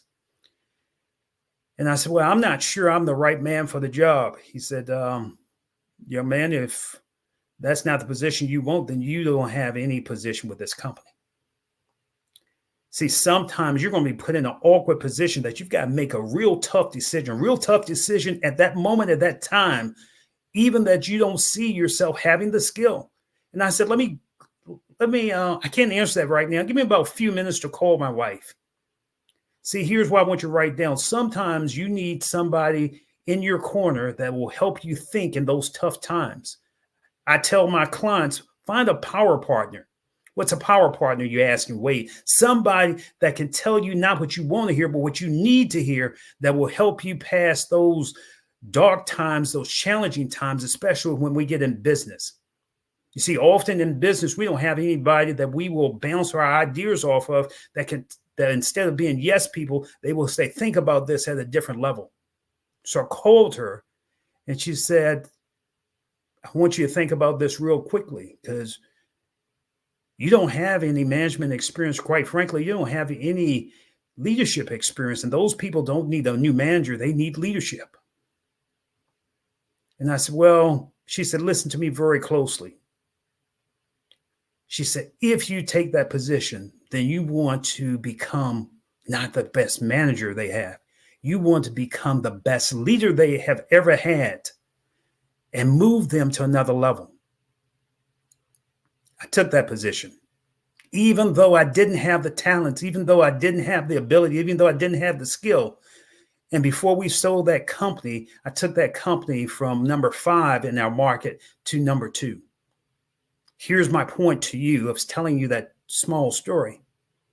What is it? What skills, what talents, what abilities do you need to work on, that you need to look at, that you need to craft and hone in order to take yourself to the next level of leadership? See, now I didn't wait for expertise to come to me. I traveled throughout the U.S. looking for classes to take, learning from different people, learning from different thought leaders at that time. So here are 3 areas I want you to ask yourself. The 3 areas that leaders must focus on. Number 1, what's your level of communication? How do you communicate with other people to let them know that you influence their mindset and their thinking? How effective are you as a communicator? Number 2, what's your skill set in getting the job done? See, I want you to write this down, citizenship. See, leaders must have citizenship to say, this is what we can do as a team, and not only be willing to do the thought work. Everybody talks about vision, but also you must have the skill set in order to craft and make sure that the vision becomes a reality. How are you willing to work? How are you willing to wipe the sweat from your brow instead of just allowing people to do the work for you? Communication, citizenship. Here's the other one that we always talk about, but I don't think a lot of people get it, vision. What's the vision that you have to make things better and move forward with a better tomorrow? See, I want you to note this. We've got to learn to live out of our imagination instead of our history. Let me say that again. We've got to be willing to live out of our imagination instead of our history. How would you imagine that your company could be better for 2024? How would you imagine that you will bring your people together in a better level? What is it that you can do to imagine that something will be better within your company, within what you do to stand out? See, I think any company, any business owner must be willing to learn how to blend out instead of blend in. What will you do differently next year that 2024 will be different than 2023? And how would you craft that imagination, sit down and put it in a plan to make that plan become a reality? Communication. Making that vision a reality. Citizenship. See here, please note this. People don't plan to fail. They just fail to plan. Most people wait till January 1 to start planning for the year. I say, no, now's the time that we must start to plan and make that vision based upon making something better in 2024 a reality. What are your plans? What's the insight? What's the people that you need to talk with? See, here's what I would say that my clients, I tell them we must develop strategic relationships. And that's what Black Business Network is. Look at the speakers that you see on this platform and reach out to them. Develop strategic relationships so that you can hone a relationship and get their wisdom, their insights. That maybe they can help you and maybe you can help them. See, here's what I know. You can't do it alone. If you're truly going to be a leader, you can't do it alone. There's an old saying, iron sharpens iron. How can you help other people and let them help you move your business and company to the next level? Remember what I said earlier. Most of us suffer from possibility blindness. We are blind to what we can do. And as Mike Williams said, sometimes in life, you'll need a cheerleader and you need a coach. Sometimes in life, you need a cheerleader and you need a coach. Who will be your cheerleader to help you get over those tough times? To tell you what you need to hear instead of what you want to hear, like my wife did me. And who will you get as a coach that says, let's look at it from a different perspective. Let's look at it from a different strategic point. Let me connect you with someone else that can take you to another level. See, you can't see the picture when you're in the frame. See, sometimes you can't see it, but other people that like-minded people, that people that have been that same journey that you've been, the people that have been those steps that you want to step can give you a different perspective, a different insight. So if you've listened to this so far, we're talking about Leadership 911, how to lead during times of change, challenge, and overwhelming complexities.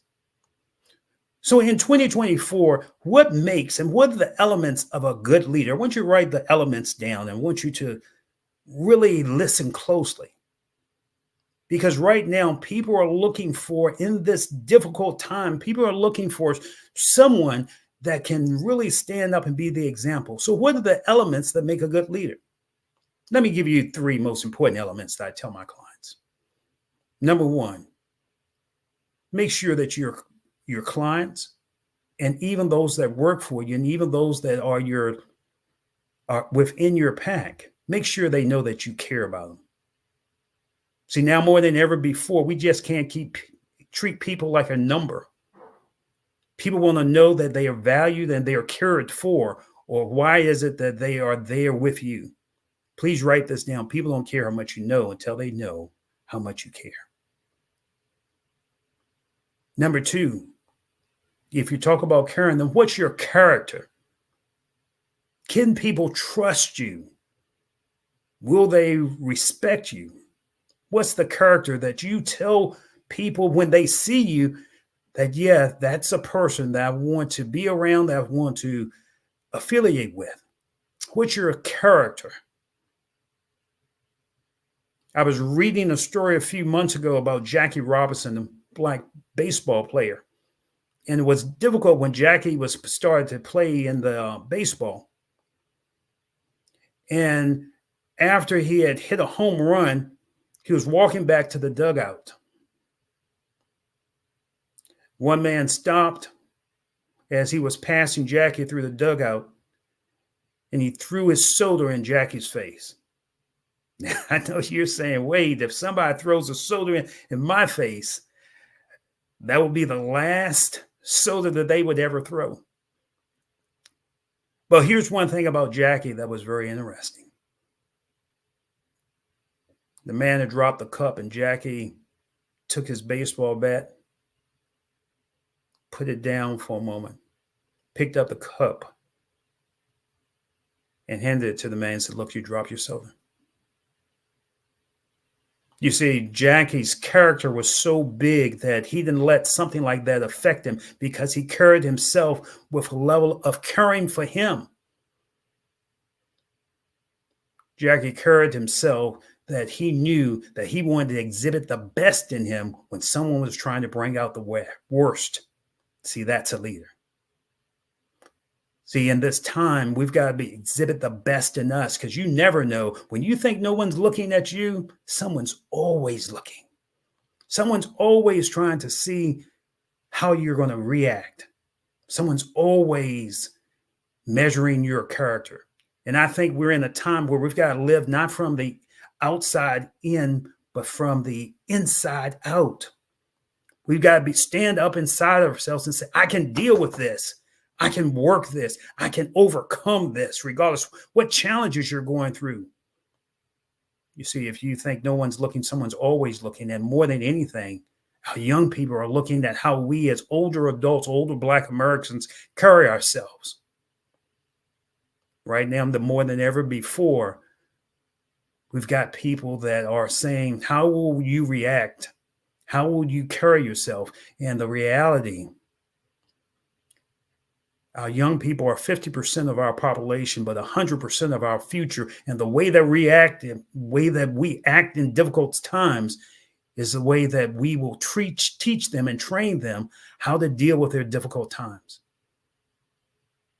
How are you carrying yourself? What example are you being? Again, you got to learn to walk your talk and be example instead of a warning. That's character. Here's the other thing that's very important. How will you show respect to those people around you?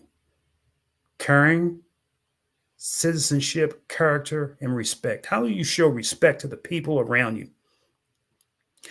I was going in the store the other day, and an older lady was trying to get in, and she probably could have been my grandmother or yours. And young boys ran in, and the glass door was heavy, and they just slammed it in her face.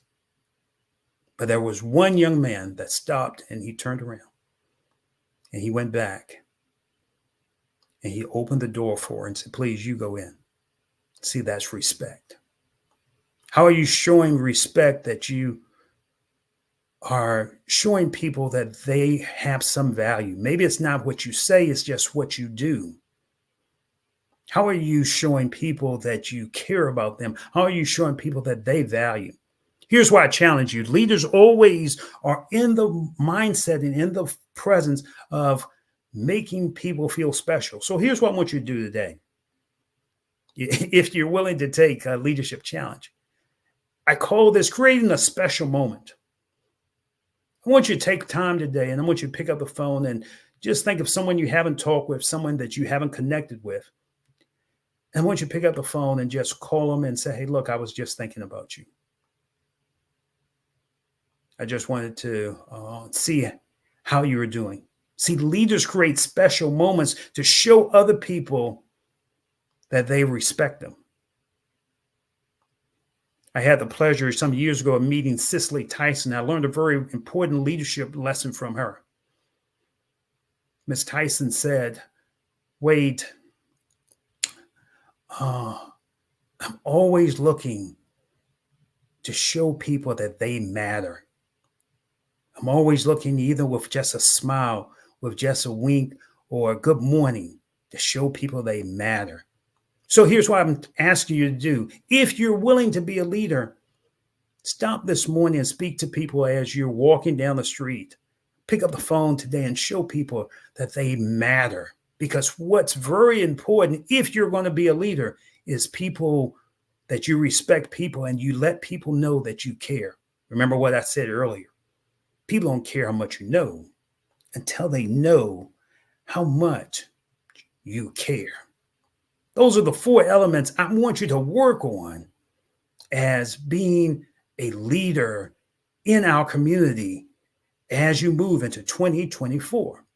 But if we talk about Leadership 911 a little bit further and go a little bit deeper, I want to ask you, who are you? How do you define yourself as a leader?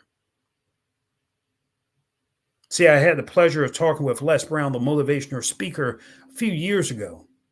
And he said something that was very interesting. He said, you got to become self-definitional.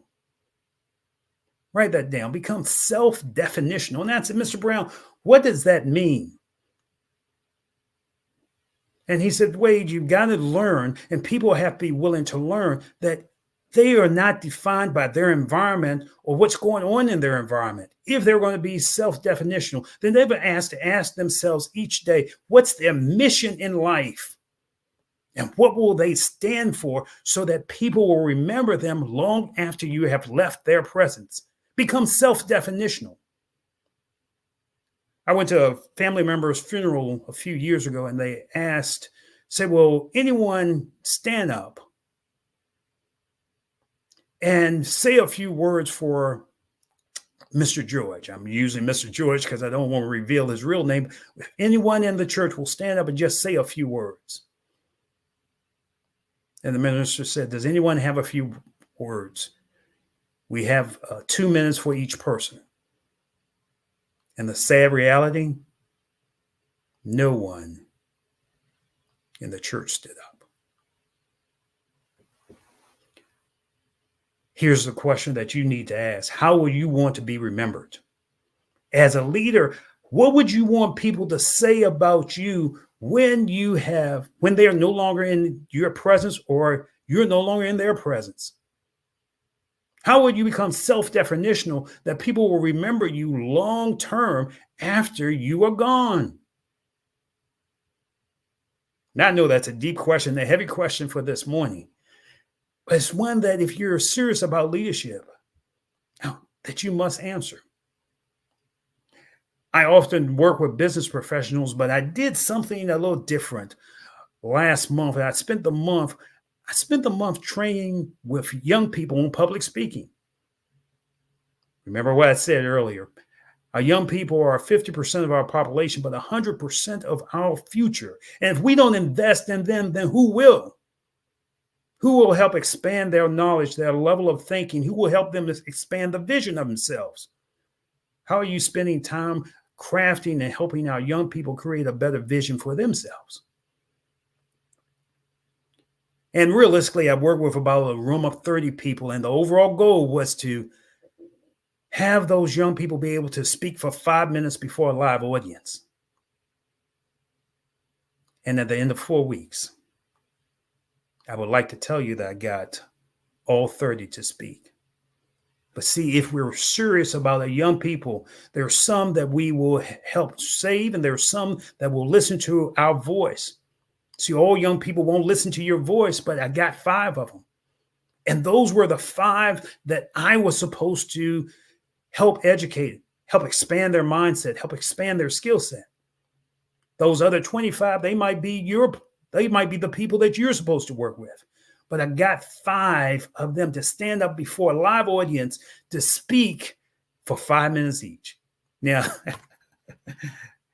it's even difficult for older adults to speak for 5 minutes, especially before a live audience. But those 5 that got up when we finished, the greatest pay you can get is when they came back and said, I couldn't have done it without you. This made a difference for me, and this has changed how I see myself. Wow. Wade, you're making a difference for me. You know, the self-assessment myself. You know, I'm going through that 1 through 10. I'm like, all right, this is, this is how I see it. How do others see it? So I like your perspectives on a lot of these different things. They're very, very wonderful. If you had this, I'll ask you this.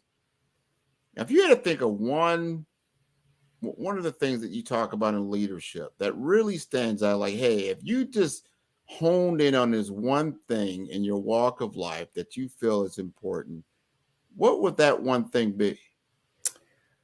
Value.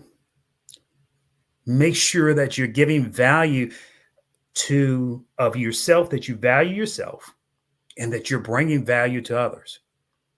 See, let me dig down deep on that for a minute. It's not what we bring to, it's not just about the hour.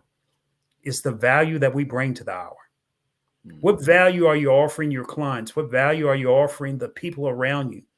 What value will you offer today? Number two, most people don't value themselves. They walk around. The overall job of a leader, and please, anyone that's listening to our voice, write this down. The overall job of the leader is not to create followers. The overall job of a leader is to create other leaders. But in order to do that, we've got to value ourselves. So if we had to drill down, value to others and value yourself. I 100% agree with that. You've got to bring value. You have to understand what is valuable, not only to yourself, but who you're working with. That is so important. I see such misalignment today in the business where I see it all the time on platforms like LinkedIn, where I get constant messages from somewhat strangers, from people, constantly asking me, say, hey, here's something you might find valuable, but they haven't done their research. They haven't really looked. So this misalignment, so really comes down to is self-serving. You're self-serving. Because if you were serving me, if you're trying to serve me, you would do a little bit of research. You would say, hey, you know what? Based on my information here, I think Grant might find this of service. And if I find it of service, then I'm going to find it of value. And if it's valuable for me, then I will assess what I would invest in to get that value. Does that make sense? Sure. They say, Grant, service is the rent that you pay for your time here on earth. Mm-hmm. Who are you being of service to? We look at the big things that we have to do, and it's not the big things, it's the small things that add up to the big things. It's like I said earlier, picking up the phone, calling that person that you saw that might be having a tough time. Just taking time and saying, I'm not focusing on me for a few minutes. Let me focus on you. Mm-hmm. Let me be, how can I help you? And mean it. We all have a lot of friends on Facebook, but who are your real friends that you need to connect with and say, can I be of service to you? 100% on that. I see it a lot of times, unfortunately on Facebook, you see some things, people have passed away. They have moved on. And you look at that's the end of that book. That's the end of that story. That's that dash, as Dr. Kelly talks about. I'm at that point in time where I'm losing a lot of classmates. So I'm starting to look at these things like, what value have you brought? What value can you bring right now? Because nothing is promised to any of us. And we've got to really get outside of that limited viewpoint. Maybe you're only seeing 90 degrees of the equation. We need to get to that 180, that 360. And a lot of times you need other people around you, like Wade, the more guy Randolph, to help us see the whole picture. Oh, in line with that vein that you Mrs. Carter passed this week, Jimmy's Carter's wife. Yeah. And we remember her for what she did. We remember her for the difference that she made. Remember her for just being authentic to who she was. Here's the point that I'm going to gravitating to. How will people remember you and I after we're gone? Mm-hmm. What information will you leave them that will impact their lives for years to come? What difference will we make that we will improve the planet and even just the neighborhoods that we come from? What will we do to just make a difference?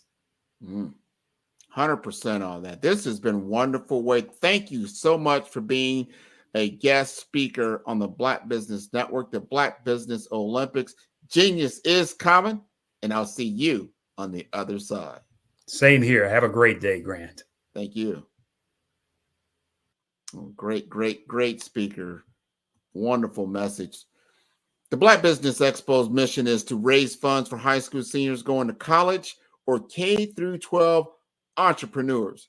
This expo is a fundraiser for students. You may go to www.blackbusinessexpousa.com to donate to the scholarship fund, or use the Cash App that's on the screen below, and that's $BBXUSA.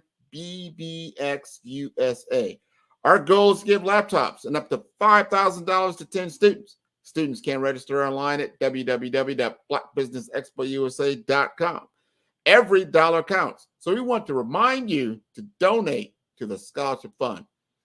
We want to thank our Black Business Expo USA sponsors for November 2023, NC 100, Moody Capital Partners, Suede Soul, Lotus Richey Coaching and Training, Carolina, Virginia Minority Supplier Development Council, Step Management, Barbara H. Smith, LLC, The Hello, LLC, 5-Star BDM Media, Margie McLean Foundation, Genius is Common, Earth Essentials, Milani Shani Global, Executive Women's Success Institute, The Quality Coaching Company, Superwoman Business Services, Creative for Studios, Lee Entertainment, Artistic App Design, Black Business Expo USA. Genius is Common, and I'll see you on the other side.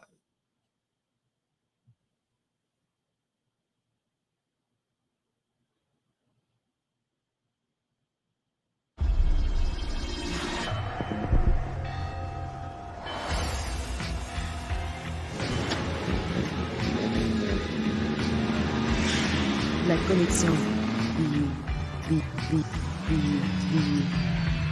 La connexion BU.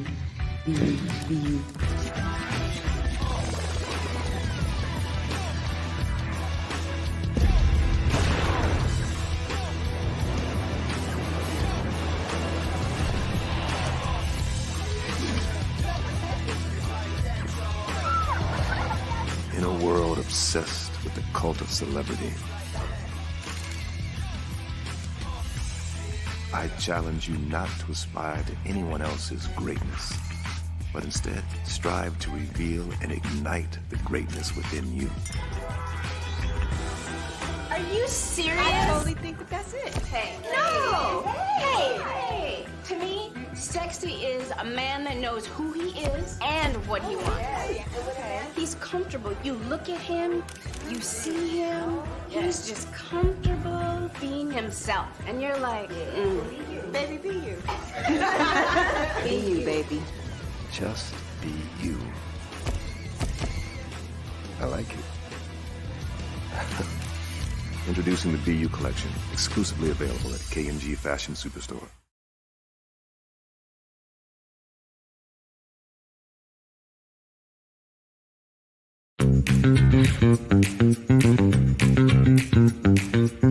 It's time for you to start bossing in social media. For all your social media needs, you've come to the right place at the right time to get your website designed, landing page, social media platforms, and get the training you need to get in front of the people that's ready to buy your products and services. Let me train you with StreamYard, Zoom, Clubhouse, and much more. And let me help you get your virtual professionals, not assistants, because assistants can only assist you, but the virtual professionals can give you that professional flavor that you need to expand your reach and increase your revenue. Jump on in and get in where you fit in and start boxing today.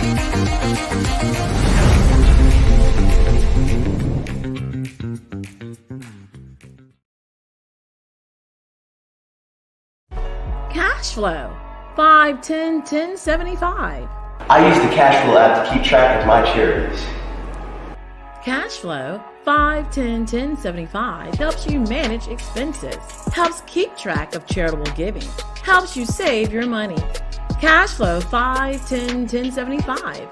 Download it today.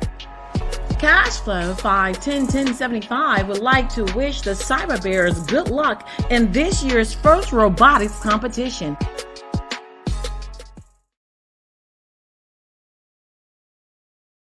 Sometimes you got to hear the news from the Black perspective, and more specifically, Black publishers. And that's exactly why you have to download the Hayti app, the largest mobile app delivering breaking news, videos, and podcasts from 200 of your favorite Black publishers. Yes, 200 Black publishers delivering news as it happens, literally all in one app. Go to hayti.com or download the app in the Google Play Store or Apple App Store. It's completely free, along with information that you can trust, so go check them out.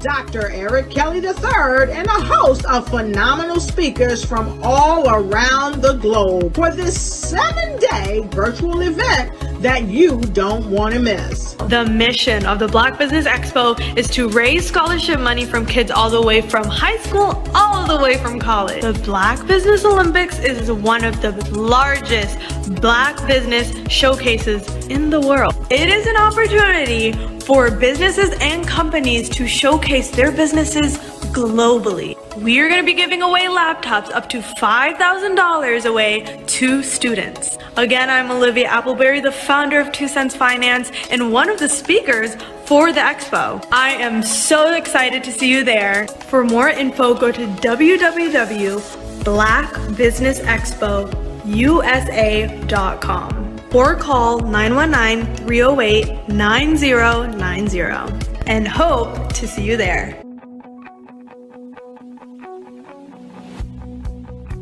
I am Black Business.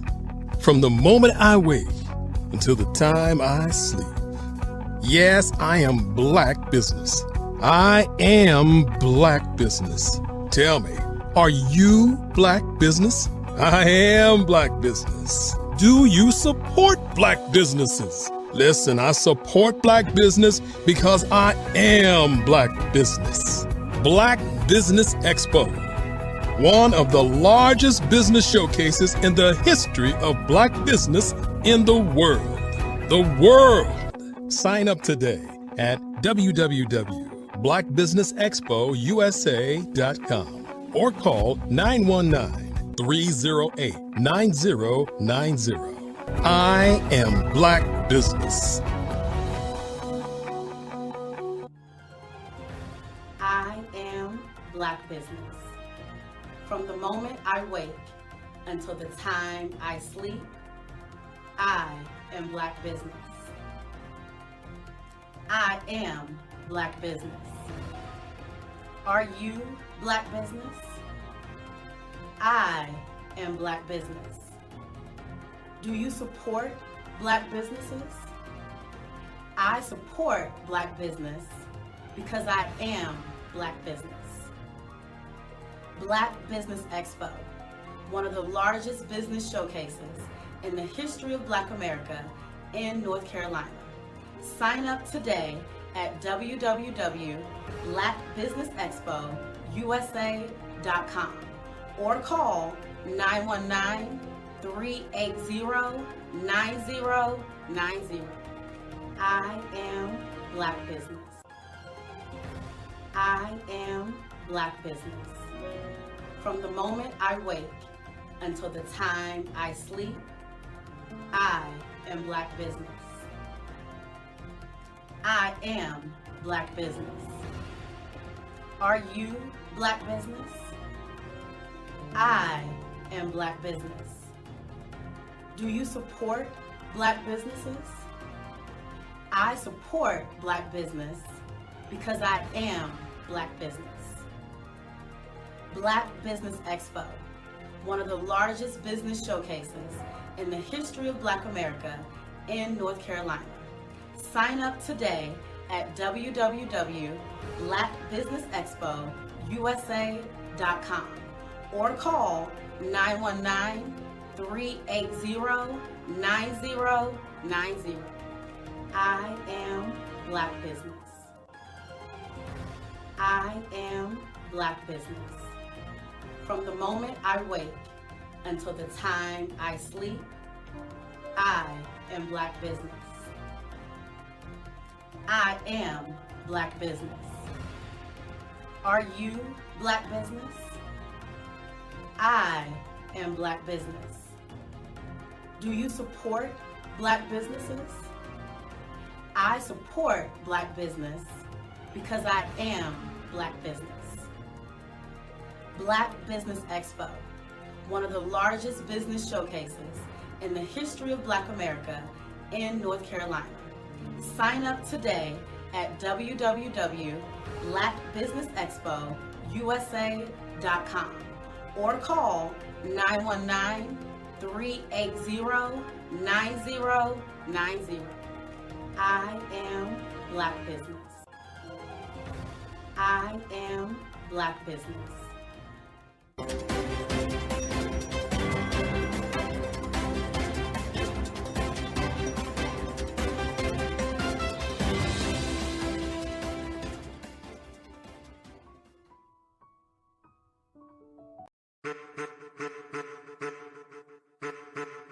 I am a child of the Most High God. He has gifted me in ways that I could not even imagine and didn't know.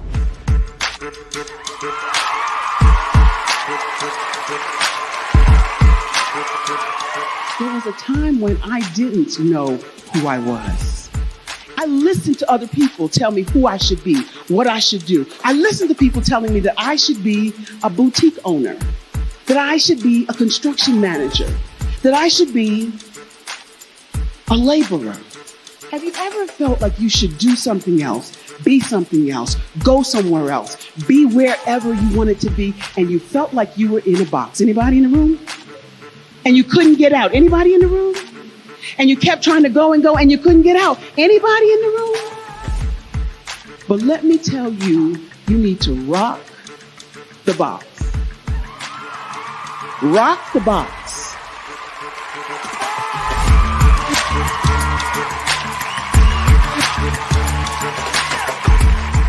I am engaging, inspiring, and empowering.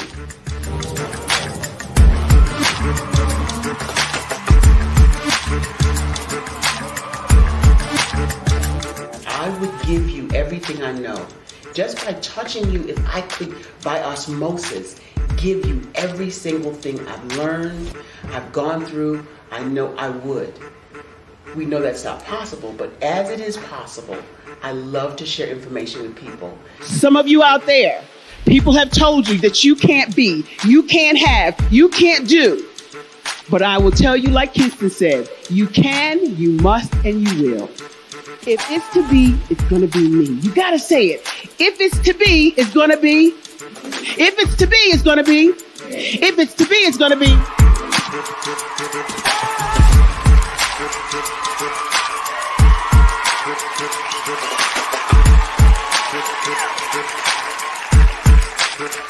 Barbara is because she believed what her mama said about her and not what other people told her. Every day you wake up, when you're in a situation, it's your choice whether it's an advantage or the disadvantage. She gained her confidence and her life, and now she is a testimony. If I can help you elevate yourself, then I feel like I'm elevating my own self as well. What you know and I know together can change the world.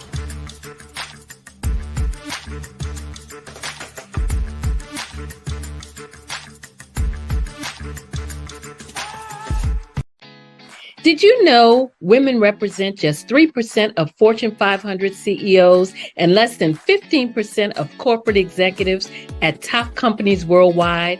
Have you wondered what the secrets are to getting into the top ranks, whether in the private or public sector?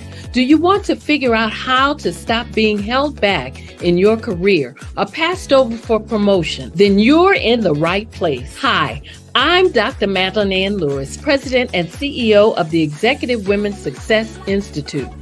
I have decades of experience in the military, the federal government, and corporate America, and my mission is to help women succeed and tap into their full potential. I want to reach 1 million plus women around the world to become the leaders they are meant to be. So if you want to move into a management or executive level position, or maybe you are a female veteran transitioning out of the military into business entrepreneurship, then reach out to the Executive Women's Success Institute at 301-693-3284. Let us get you on the fast track to success.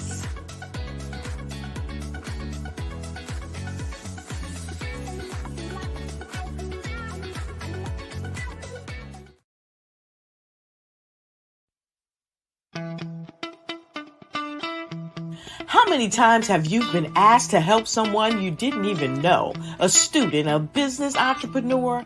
Or did you ever even ask, where did they end up? That business, that friend, that entrepreneur. Well, just maybe they ended up in a gang, bankrupt, homeless, or worse, dead. Maybe they turned to crime, drugs, and alcohol. Did you ever wonder? Did you destroy their dream, or was your life always so easy?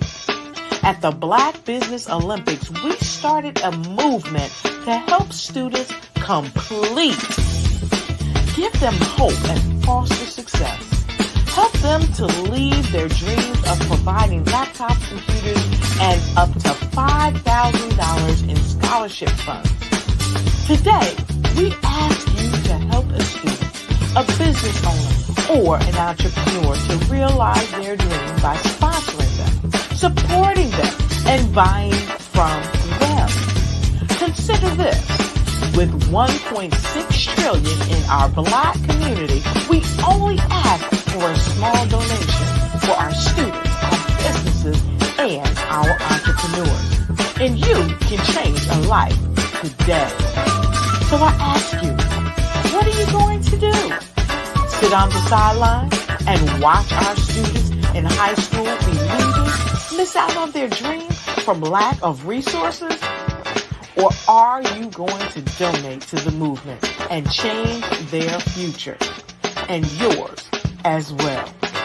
Give us a call today at 919-308-9090. Change their life by investing with action to the Black Business Olympic Fund. The Black Business Olympics, one of the largest business showcases of Black business in the history of the world.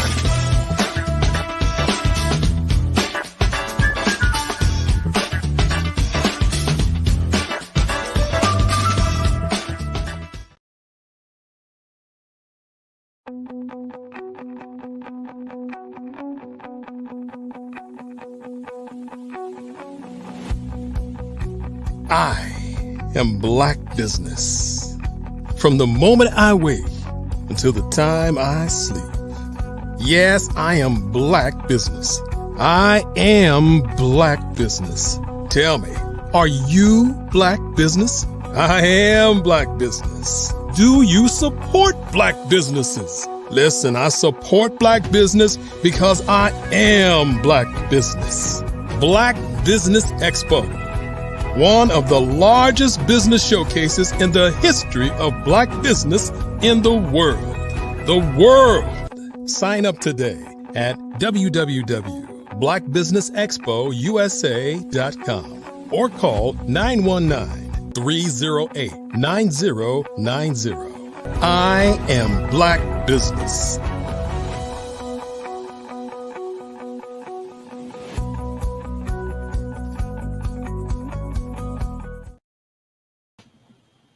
Good morning, good morning, good morning, business owners, entrepreneurs, thought leaders, and corporations. Welcome to the Black Business Network.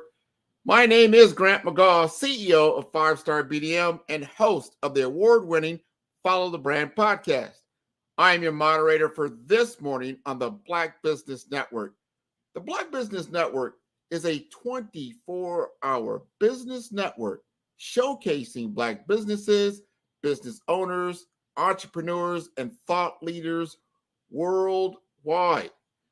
We have speakers from North Carolina, London, Singapore, Africa, Japan, and cities all over the United States. The Black Business Network is a global community sharing its business knowledge to empower, inspire, and educate businesses about business. We are honored to introduce a man whose career spans over 4 decades, marked by significant contributions in various facets of the entertainment industry. I present to you Mr. Jerry Roebuck. Jerry's journey is one of unwavering commitment and remarkable versatility. From development and production to promotion, his touch has graced music, theater, artist management, and national exhibitions. He's the mastermind behind the acclaimed on-stage play Harlem Coffee Shop at New York's Beacon Theater, showcasing his innate talent in bringing compelling narratives to life. In 1988, Jerry conceived the groundbreaking Black Expo, a monumental event that annually reached 22 cities, drawing in over 3 million attendees. His vision and execution have left an indelible mark on the cultural landscape. Jerry's forays into artist management of the group Impact, which he signed to Motown, positioning them as the successors to the legendary Jackson 5.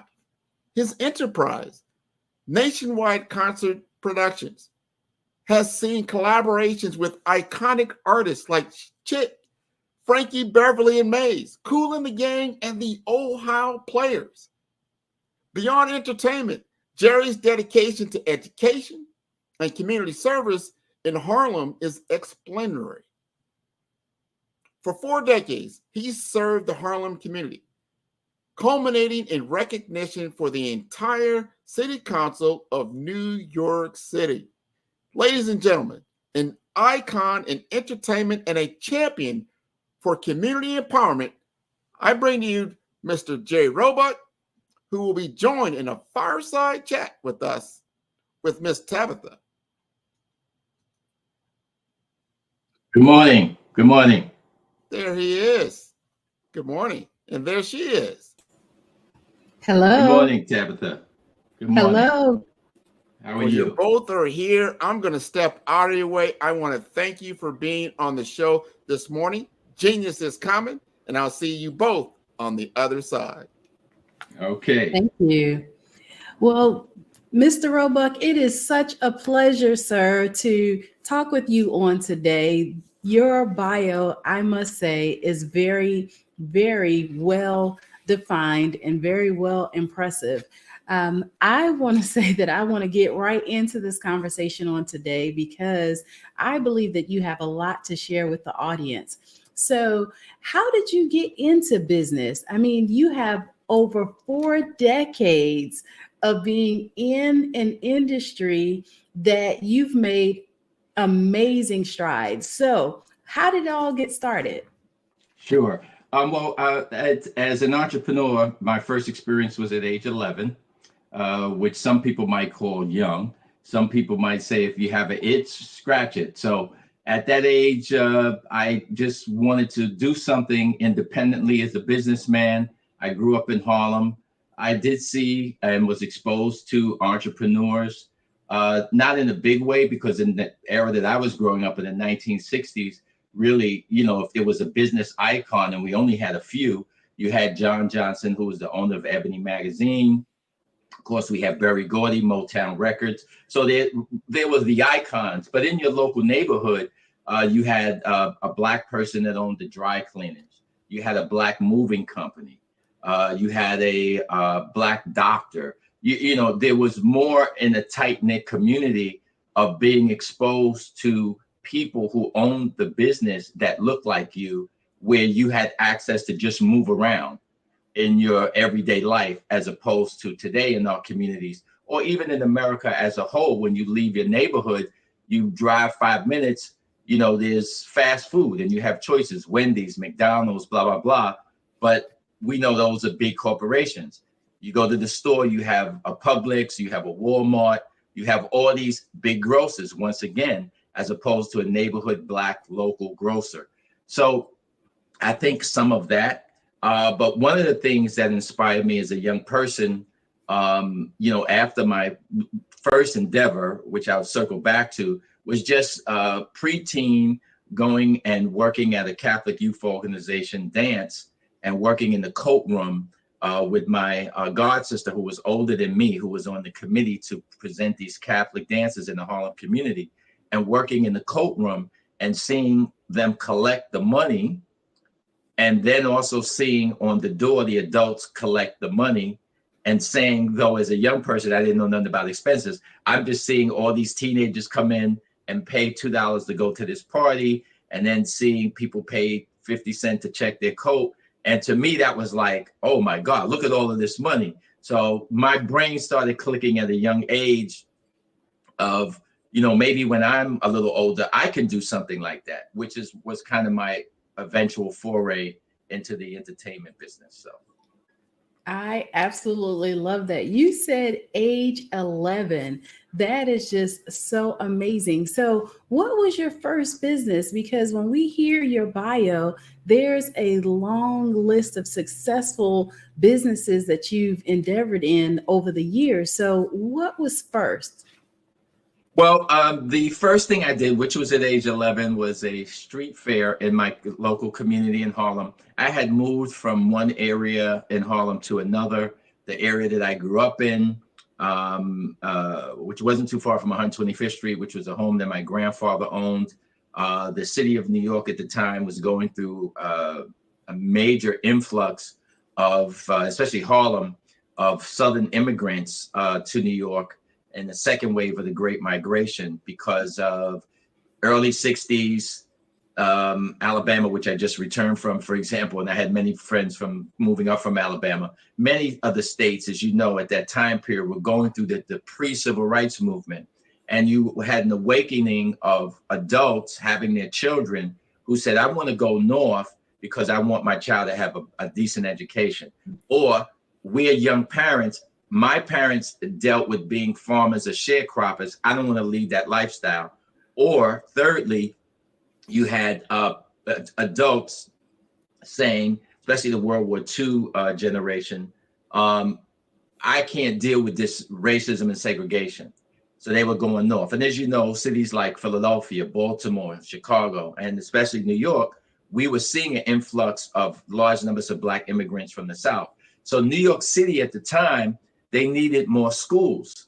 And this block that I lived on, centrally located in Harlem, the city decided to buy the whole block to build this modern junior high school in Harlem, which was one of the first air-conditioned schools in New York City, et cetera, et cetera. I don't want to get off track here. So my family, we had to sell our home, and my father wanted to stay in Harlem. So there was a new development being built in Harlem, high-rise development on Lenox Avenue, which is the main strip of Harlem, where they were going to have, let's say, Black middle-class families, World War II veterans. My father, for example, worked in the post office. So people that were really considered Black middle class in this new development. So we moved there, and there were a lot of kids. Unlike, I don't know, today when you move to a neighborhood, there's a lot of kids.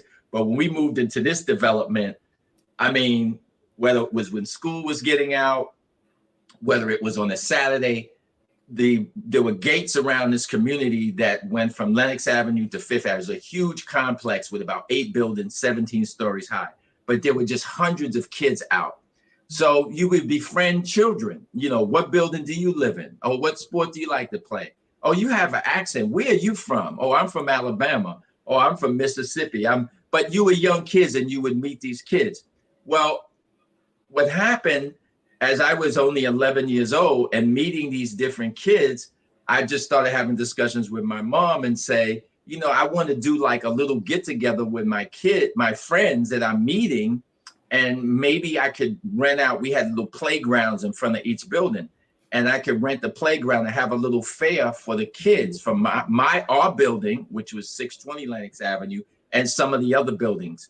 And my mother said, okay. So we went and talked to the management, and they let me for the day rent the public play space in front of my building.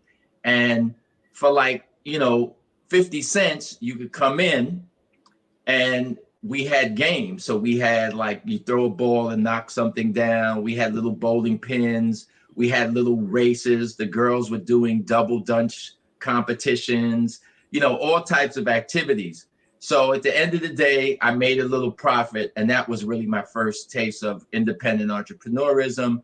I didn't have a brand. I didn't have a name. I didn't have a flyer. I just invited my friends, but it struck that lightning, so to speak, that made me, in the back of my head, said I want to continue being an entrepreneur. So that was my first exposure. Wow. And then I mentioned that I had worked, wasn't really working because I wasn't supposed to be doing this. I was at these Catholic Youth Organization dances as a elementary school kid that were for the high school students of Harlem. So back in this era in Harlem, almost every 10 or 15 blocks, there was a Catholic school. And in these Catholic schools, I went to Catholic school myself. I went to one of the biggest there in Harlem. But they used to have the dances so that the teenagers could socialize with each other. And they would normally be on a Saturday evening in the church basements, which were very large, because some of these Catholic schools, like the one I went to, All Saints, the school stretched an entire city block, and the basement was an entire city block. So you could fit almost 1,000 people in there. That's a huge place to have a party. And so my god sister, who was older than me, was on the committee because she went to a Catholic high school to organize with other Catholic students that were in high school these dances that would move around to the different Catholic church basements maybe 2-3 times a year. And so she invited her brother, who was my god brother and best friend. We went along as youngsters to work and help out.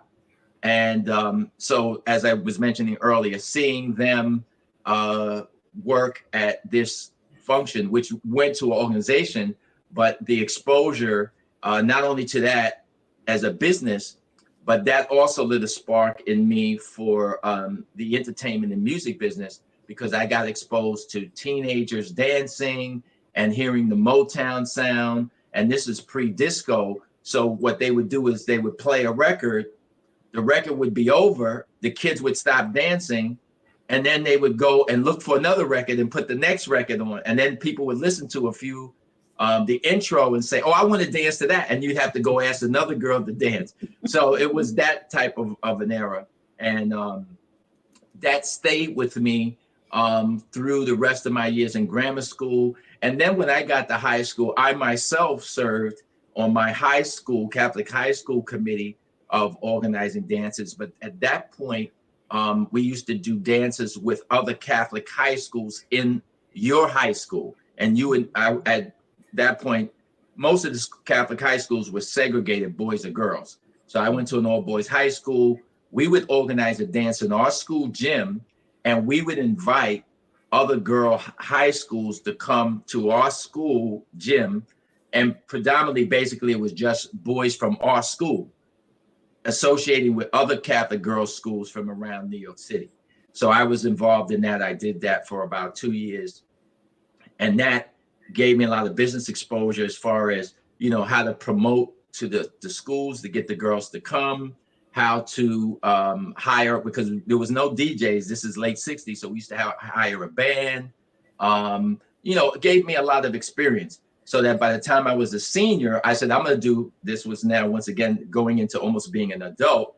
I wanted to do my own party, and I learned branding. So I made up flyers. I rented a place, which was a Catholic church basement. Sly and the Family Stone was a popular group, and my party was going to be called "It's a Family Affair," named after one of his songs. But unfortunately, when my father found out that I was going to do this big party, he got upset because I wasn't 18. He was worried that something could happen. It could cause some problems. And my father was active in the Catholic Church.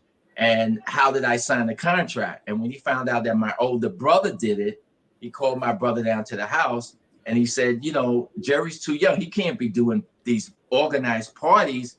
If he does it with the school, that's fine. But on his own, no. And I lived in my father's house, so I had to go by his rules, and my party was canceled. However, the next year I graduated. That year I graduated high school, started college, and that's how I started my first company. I named it after myself, Jerry Productions. This is pre-disco, 1973. And instead of doing a party to promote to high school, Catholic high schools, I attended the City University of New York, and my first party was to promote to college kids who were students at the City of University campuses around New York City. And I went around all the campuses, Hunter College, Baruch College, Brooklyn College, Bronx Community College. And I used the same marketing plan that I did it with high schools to colleges. And fortunately, my first party was a success. Back then, believe it or not, parties used to start at 8, even in New York City, and end at 2 a.m. And we opened up the doors at 8 o'clock. And by 9:30, the club was full. I had to turn people away. There were people out in the street who could not get in. So you could imagine at that point, the entrepreneurism bug went into my body. And I'm like, oh, this is great. So I just wanted to give you that background. That's what inspired me and still inspires me to this day. Actually, it was 50 years ago last month that happened in 1973. Wow. That is absolutely amazing. What are a few of the principles that you learned that even in your younger years that has followed you through your level of success? Because you just mentioned 50 years last month. I mean, that's a long time. But what are just a couple of principles that has followed you, like from what you learned over that course of time when you first got started? Sure. Well, so many lessons through the promotions business and, I would say marketing, though my career primarily has been in our community. So I would say ethnic marketing is what in corporate America they used to call it. Learning our culture and obviously growing up in my culture in the Black community, with Catholic Church, the Black Catholic Church, Boy Scout troops in Harlem. My troop leader was a Tuskegee Airman. Being around individuals who had a thirst for life and success. Growing up at a time in America where we had, and I always, when I taught, I used to tell young people as far as inspiration. And, in my book, which I'm writing, I think I grew up in the best times in this country because the generation of the 1960s, we saw the changes in the country in civil rights. We saw the rights that we knew we would have in the future. As a Dr. King would say, the work I'm doing is not for me and my generation, it's for my kids and the next generation. Everything from voting to economic rights, civil rights. It was all about the next generation. So we knew we were going to be able to take advantage of that. And of course, we know affirmative action and other things came along after that. So being a part of that, a president who was a great president, President John F. Kennedy, seeing him come into the office of the presidency and the great things that he was doing for people of color, followed by President Johnson, gave us, my generation, a lot of inspiration that we can do it. There's nothing that's going to stand in our way. So I think growing up at that time period, it was a big inspiration of the politics, the civil rights.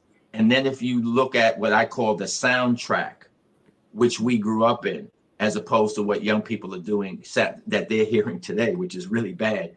We grew up with Curtis Mayfield, Keep On Pushing. James Brown, Say It Loud, I'm Black and I'm Proud. James Brown, I don't want nobody to give me nothing. Open up the door. I'll get it myself.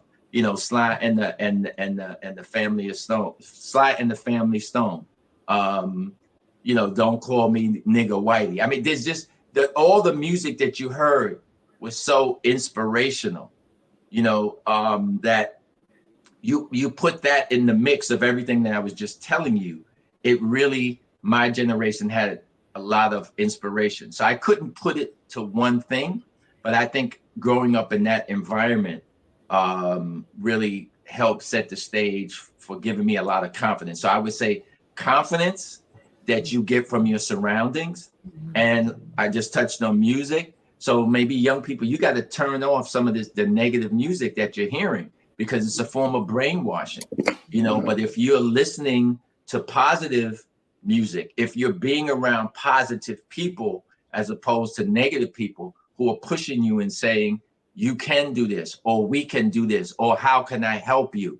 That's, you know, that's very important. And as I said, the 60s, there was a lot of that going on. The sacrifices that Dr. King made, the sacrifices that, you know, you saw the movie Ray with Ray Charles, with Jamie Foxx, where, you know, he was confronted by a situation of performing in Georgia, but now he's being confronted by young people saying, how are you going to go and perform? It's a segregated audience, right? You know, and then he says, well, no, I'm not going to do it. And everything he went through, being banned by the state of Georgia and all of that. So, you know, those things were inspirational, and there wasn't an influx of media like you have distractions today. You have the internet, you have social media, you have 250, 300 cable channels, you have 24-hour news channels. Back then, you basically had 3 to 4 channels, ABC, NBC, CBS, and maybe one, you know, independent channel. And the civil rights movement, the riots of the 60s and 70s, the political turmoil, it was in your face because you didn't have these other distractions. And of course, in terms of Black media, we had our newspapers that everybody Black read. You had Jet Magazine, you had Ebony Magazine. So we were in this closed world to be in contact with what was happening in Alabama, what was happening in California, what was happening with the Black Panther Party, what was happening with social movements, as opposed to today. There's just so much distraction, everything from YouTubers to, as I said, Instagram. And then we have the generational shift where even young people are in a silo doing their own thing, and adults are in another silo, whether it's social media. Young people aren't on Facebook, adults are. Adults listen to old school R&B or jazz. Young people are primarily just listening to hip hop. In my generation, there was one radio station, and my mother might like James Brown, but she might have also, on the radio, they're playing Nina Simone, or they're playing Johnny Mathis. Okay, so we don't have that anymore. Right. And like I said, that's why I think I'm fortunate to have grown up in a generation that we had a lot of those things. And that was a big inspiration. I know I took a long time to answer the question, but to paint for the viewers that time period, it was a very shift in being Black and Blackness at that time. Donny Hathaway, To Be Young, Gifted, and Black. I was just listening to a song last night by very unknown song. I don't know if you've ever heard it. Was written with Donny Hathaway and Roberta Flack. It's called Be Real Black for Me. Beautiful song. You can go on YouTube and listen to it. But that was the cultural music, the staple singers. I'll Take You There. I mean, I could just, when I think of all of the big artists that you heard their music on the radio over and over again, it was just so positive that when you got up in the morning, you turned on the radio, you going to school, you're inspired. Mm-hmm. You going to work, you could deal with your boss. You could deal with the hawk in Chicago, the cold. You could deal, no matter what, because you had this inspiration that inspired you to, as Curtis Mayfield would say, keep on pushing. That's right. That's right. I love it. I am a serial entrepreneur. I primarily Welcome to the club. I primarily focus on financial literacy and mindset in helping people to build out their business, whether they're just getting started or whether they're planning on expanding their business platform. So with that being said, why do you think that it is important for people to own a business in today's time? No different than when I was growing up. And I used to tell people this. I tell my godbrother's son this as a young person. Number one is nothing. And young people, a lot of young people know this too. I have a lot of former students who have done this, and then they made a transition that they had a job and now they're just doing their business. There's nothing wrong with what they call today a side hustle. You said serial entrepreneur. Young people use that jargon. This is my side hustle. So they have a regular job, and on the side, they're doing something else. I was talking to a young lady just this week, and she has a job and she's a single mom, but her side hustle is she just puts little trinkets together for people for their weddings or their bridal showers, or even when a man has, what do you call it? Their bachelor party? Bachelor party. Yeah. So she'll do simple things like she'll have embroidered or get laminated or the initials of everything from little gifts that can be given out to the people to come, to little decorations, so that if you are having a bridal shower, and she doesn't do any marketing, just word of mouth. So if she did her sister's, then one of her sister's friends was getting married, so then she did that friend, then that friend had some girlfriends that came, and she's not trying to do this full time. But if she does one a month, she's making an extra $600-700. So that's a side hustle. I'll just give you one more example because it's a huge one. It's personal before I get into the full answer. And that is my nephew. My nephew started as a hobby, taking pictures. He's not a trained photographer, was a hobby. From there, someone asked them, they didn't have a lot of money, can you come and take pictures of my wedding? Took the pictures. They showed it to somebody else. Oh, wow. How can I get in touch with them to do our wedding? We don't have a big budget. He did their wedding. Then he started doing research on photography. He bought a better camera, made up business cards, went to the next wedding, gave out business cards. Then he attended a training session here in Florida, which is done every year by this guy. He's the biggest wedding photographer basically in the world. He did Brad Pitt's and I think it's Jennifer Aniston's wedding, John Travolta. And when he does this training every year, he picks 3 people that he's going to mentor them for the next year. And he picked my nephew. And he was my nephew is African American. So he was the only Black person. And he synced him up with another Black person that he had mentored a few years ago. And this guy was doing all these weddings for NBA players, NFL players, etc., and a few wealthy Black people as well. So when he might need a second photographer, because when you do these big weddings, as my nephew told me, sometimes there's 3 photographers. So he did a couple of NBA weddings with this guy, and then he'd be the backup photographer, right? So another NBA player would be there and go, oh, wow, me and my fiance are getting married June of this year, right? And the guy would go, oh, I'm already booked. I can't do it. So they would go to my nephew, are you available? So then he started. Well, because of that network, when he got the first NBA guy in the wedding, they do destination weddings. So it was in the mountains of Colorado. Then he did another NBA guy. His wedding was in Jamaica. So imagine who's going to come to the wedding. Guys on the team, guys who play for other teams. So he's meeting other young NBA guys with their fiancés. So now he's getting another wedding. And then he got into the network, and then he starts getting invited to even be a second photographer at weddings at the Ritz-Carlton in New York, where the budget for the wedding is $500,000 for a wedding. That's not a destination wedding. And he told me in one case, he went to this one wedding, the budget for photography and video was $50,000. Okay. Well, my nephew now, and this week, once again, we talk about side hustles. He now is booked a year in advance to do a wedding.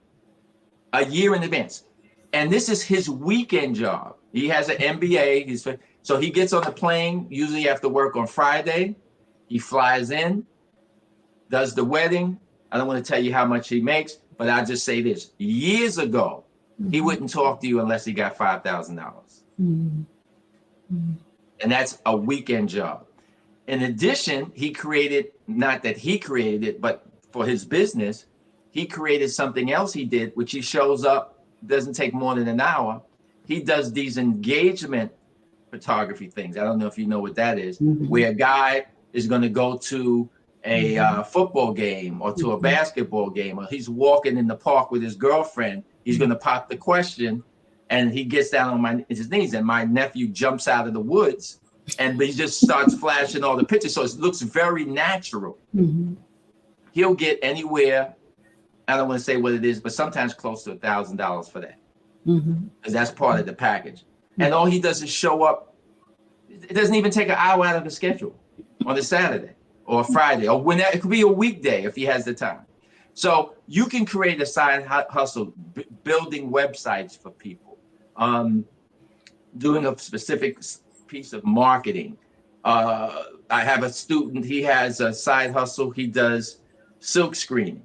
He has it in his house, just the machine. He recently bought an embroidery machine. He doesn't do big jobs, but he has, friends and sports teams, and he has a regular job. But when he comes home after he eats dinner, he just knocks out, and he makes like $700, $2,000 extra a week. It's a side hustle.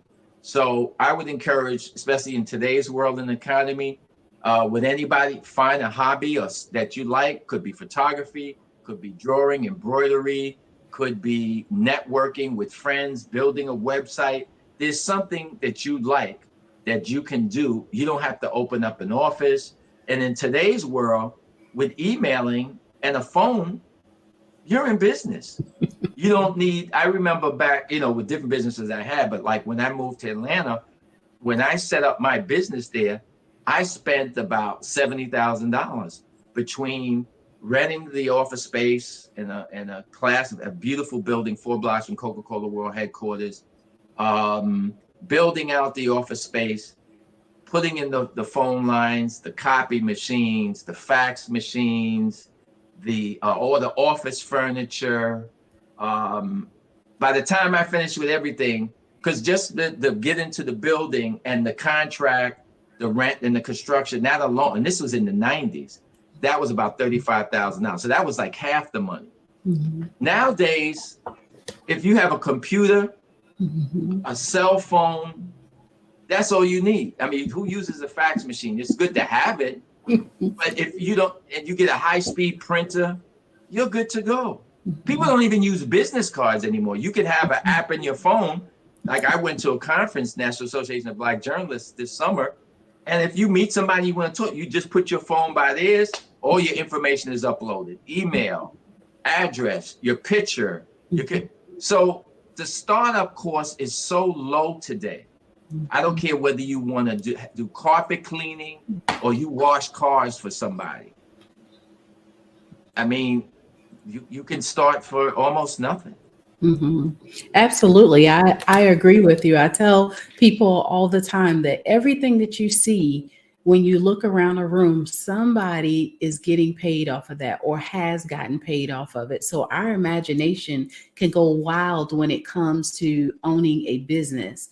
So why do you feel, or why do you think that it is important to have a mentor when you're getting into business or you're considering expanding the business? Mentors can help you in so many ways, but I would also say if you have a choice, choose the right one. I fortunately had a lot of mentors, household names. I'll give you some examples. I wish I would have been able to spend more time with them for help. Sometimes some of them came to me and there's some advantages, things I didn't take advantage of the way I should have. So mentors are very important. I was fortunate to have been around Percy Sutton, who not only was a Tuskegee Airman, he was Manhattan Borough President's the city of New York's first Black borough president. He was the attorney for Malcolm X. He was the owner of Inner City Broadcasting Company, which is WBLS, and they owned a lot of other radio stations around the country. He owned the Apollo Theater. So he was a great mentor. I had the opportunity to be around Earl Graves, who was the publisher of Black Enterprise magazine. And Earl owned a number of other businesses. Eugene Jackson, who owned WDAS radio station, Quicks Cable, number of other businesses, who moved to California, South Africa, excuse me. He's still in South Africa as an entrepreneur. So those were some people back in my era that were at the plateau. These were really big name people. And I had the opportunity to be around them, occasionally kick some things off of them. I even had 2 conversations with John Johnson of Johnson Publishing. And he's deceased now, and not to throw any shade at him, but I had reached out to him to be a mentor. And in graduate school, my thesis paper was about Johnson Publication. And I really looked up to him. But unfortunately, it didn't go well. He was not receptive. He was a man of another era, not very well educated. And he looked at me and my generation as competition for him, which was ridiculous. And he just was non-receptive. And I think, I don't want to get off track here, but I think one of his legacies, and that's why his publication doesn't exist anymore, because he didn't build anything, nor create anything for the next generation. He wasn't a visionary. He was only a visionary for where he was at his time, and he got stuck in time. So I wish I would have had somebody like him, though he was in Chicago, not in New York. But the people that I did have an opportunity to be around, mentorship is important. So to get back on track here, the average person is not going to have an access till today when you look at a lot of the prestigious Black entrepreneurs, some who you say are billionaires, whether you might want to say a Jay-Z or Byron Allen, where back in my era, there was no such thing as billionaires anyway. It was multimillionaires, okay? So the average Black kid or young person coming up is not going to have an access to pick up the phone like I'm picking up my landline. Hey, yeah, can I speak to Byron Allen? Who are you? I'm a guy starting a business. I need some help. No, that's not going to happen. So you have to find a person in your neighborhood. They might own a funeral parlor. They might own a landscaping company. They may be an attorney who incorporates your business, and he's incorporated 200 or 300 Black businesses, and you say to him, hey, or maybe an accountant, right? And you say, hey, out of all the Black entrepreneurs that you're dealing with, you think you could recommend someone to me, since I'm just starting out, that could give me some advice, maybe when I need some help, a couple of questions? And I guarantee you that they would, especially like an accountant, because he knows the ins and outs of who's making money, who's not, who had a good year, who had a bad year. So ask your accountant or attorney, the person who incorporated you, the person that's helping you file your taxes, if they could recommend you to somebody. And I guarantee you there's going to be some adult that, seeing that you're a young person, or even an adult just starting out, or maybe you're in your 40s, you got a package from your corporation, you retired, you don't want to sit at home and do nothing, you always had an itch to start a business, you're really going to need some person to help you. And the other reason it's important is because a mentor, hopefully, especially if they're in the business that you want to go into, they can help you avoid the pitfalls. They can tell you, don't go down this way, go this way. Oh, I did this and it set me back for 2 years. Oh, you know what? When you get to this point, this is when you need to hire more people, or this is when you need to not do this. That's the thing, unfortunately, that I did not have sometimes, because I was a pioneer doing new things. And that is I'd say the drawback is when you're doing new things and creating new roads of travel, you don't have anybody to look over your shoulder and say, am I going too fast? Am I going too slow? You're out there on your own. So when I created Black Expo, no one had people were telling me it wasn't going to work. It's impossible. This is going to fail. No, nobody has done traveling exhibitions, and it's too difficult. And even whether it was the radio stations, companies I went to as sponsors, sometimes even my own staff, everybody why it wouldn't work, you know. And then when I think of the business opportunities that I had that I did not take advantage of, sometimes with the expo, I strived ahead and it worked. But sometimes I had business opportunities and I did not do it because I listened to people who weren't mentors, but I bounced things off of people. So for example, when I had a chance to build a hotel in Miami, because the city was looking for a Black entrepreneur to have as the person that they were going to give some prime real estate property to beachfront property to build a hotel, I reached out to someone I was in another business with who had a relationship with the Hilton hotel chain. And I had met the president of Hilton Hotels in something we were doing together. And I reached out to him to say, can you reconnect me with the president of Hilton Hotels? Because I can create this partnership to build this hotel. And he ended up spending the rest of the conversation talking me out of it, why it wouldn't work. Hotels don't always make money. I need to stay focused on my business that I'm already doing, because if not, I'm going to lose that business and I'm trying to do something new that I don't know what I'm doing. And I'm going into a business I don't know nothing about, and I'm going to lose everything. And I ended up getting off the phone and almost being depressed. And then I called back the people in Miami and told them I wasn't interested. And it was, you know, like a big regret. So, you know, mentors are good and bad. I'll say that. So choose wisely. Awesome. Thank you. Thank you. Thank you so much for sharing that wisdom with us on today. You are a wealth of knowledge. I also believe that mentorship is hugely important. And as you said, you should choose wisely. And currency is, or collaboration is the new currency today, right? Like that definitely is good when you can network with others. So share with us how it is that people can connect with you. How can they contact you or work with your foundation?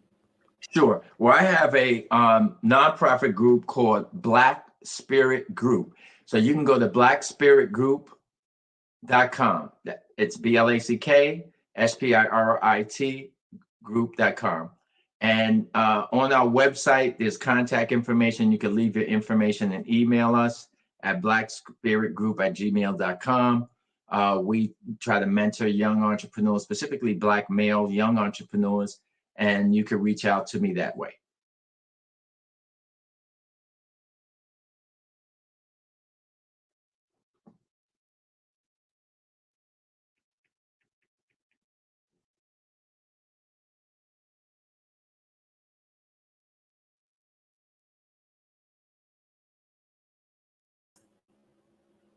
Thank you for sharing with us that information.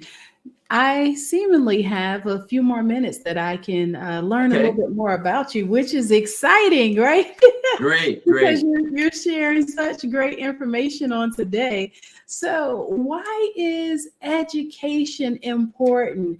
I know that you have a rich history with helping others and mentoring them and giving them basically a blueprint that they can follow. But why do you feel like education on top of all of that is really important? Well, for me, the reason I stuck with education, and though I did, you know, pursue entrepreneurship full time a couple of times throughout my life and did various stints, is, and this is gets back to side hustles. I feel that people should always have something to fall back on. So I always used to tell my students, and I tell young people, my godbrother's son who's debating entrepreneurism or working, that once you get your education, I know you know this, that's something no one can take away from you. I have my degrees on the wall here, and they'll be with me until I die. That's something that I could cash, whether I fill out a job application, which I'm not doing at this point in life. I have no interest in doing, but I have my degrees, I have my licenses, and no one can take that away from me. But you could have a business that's worth millions and get sued and go out of business. Markets change, everything from, you know, retail on-site purchases to online disrupted businesses. We look at the magazine industry, which was a huge business, is basically gone. You look at the newspaper business, in less than a decade and a half, it's gone. So you could be highly successful in the business, and I'm not just talking about as a Black segment. I'm talking about your major daily newspaper. I'm talking about something as generic as a retail corner store that Amazon has basically put a lot of retail businesses, they're gone because people shop online. So having an education is important because you have something that you could fall back on. And there's so many other pieces. If you start when you're young, get your education out the way. Also, if you in college, you can join fraternities and sororities. You have a networking base that'll carry you throughout life, not only with whatever field you're majoring in. So whether it's business or you're a doctor or educator, now you have your frat brothers and sorority sisters. If you went through an unemployment gap, you got a great network of people that you could work with to call to help you find a job. And also with education, you know, you're learning. And to me, life is about learning always. You don't stop learning when you get your high school diploma or when you get your associate degree or BA or BS, or even when you get your master's. You should always want to learn something new, even if it's sitting down and watching the History Channel, something that you might think is entertaining.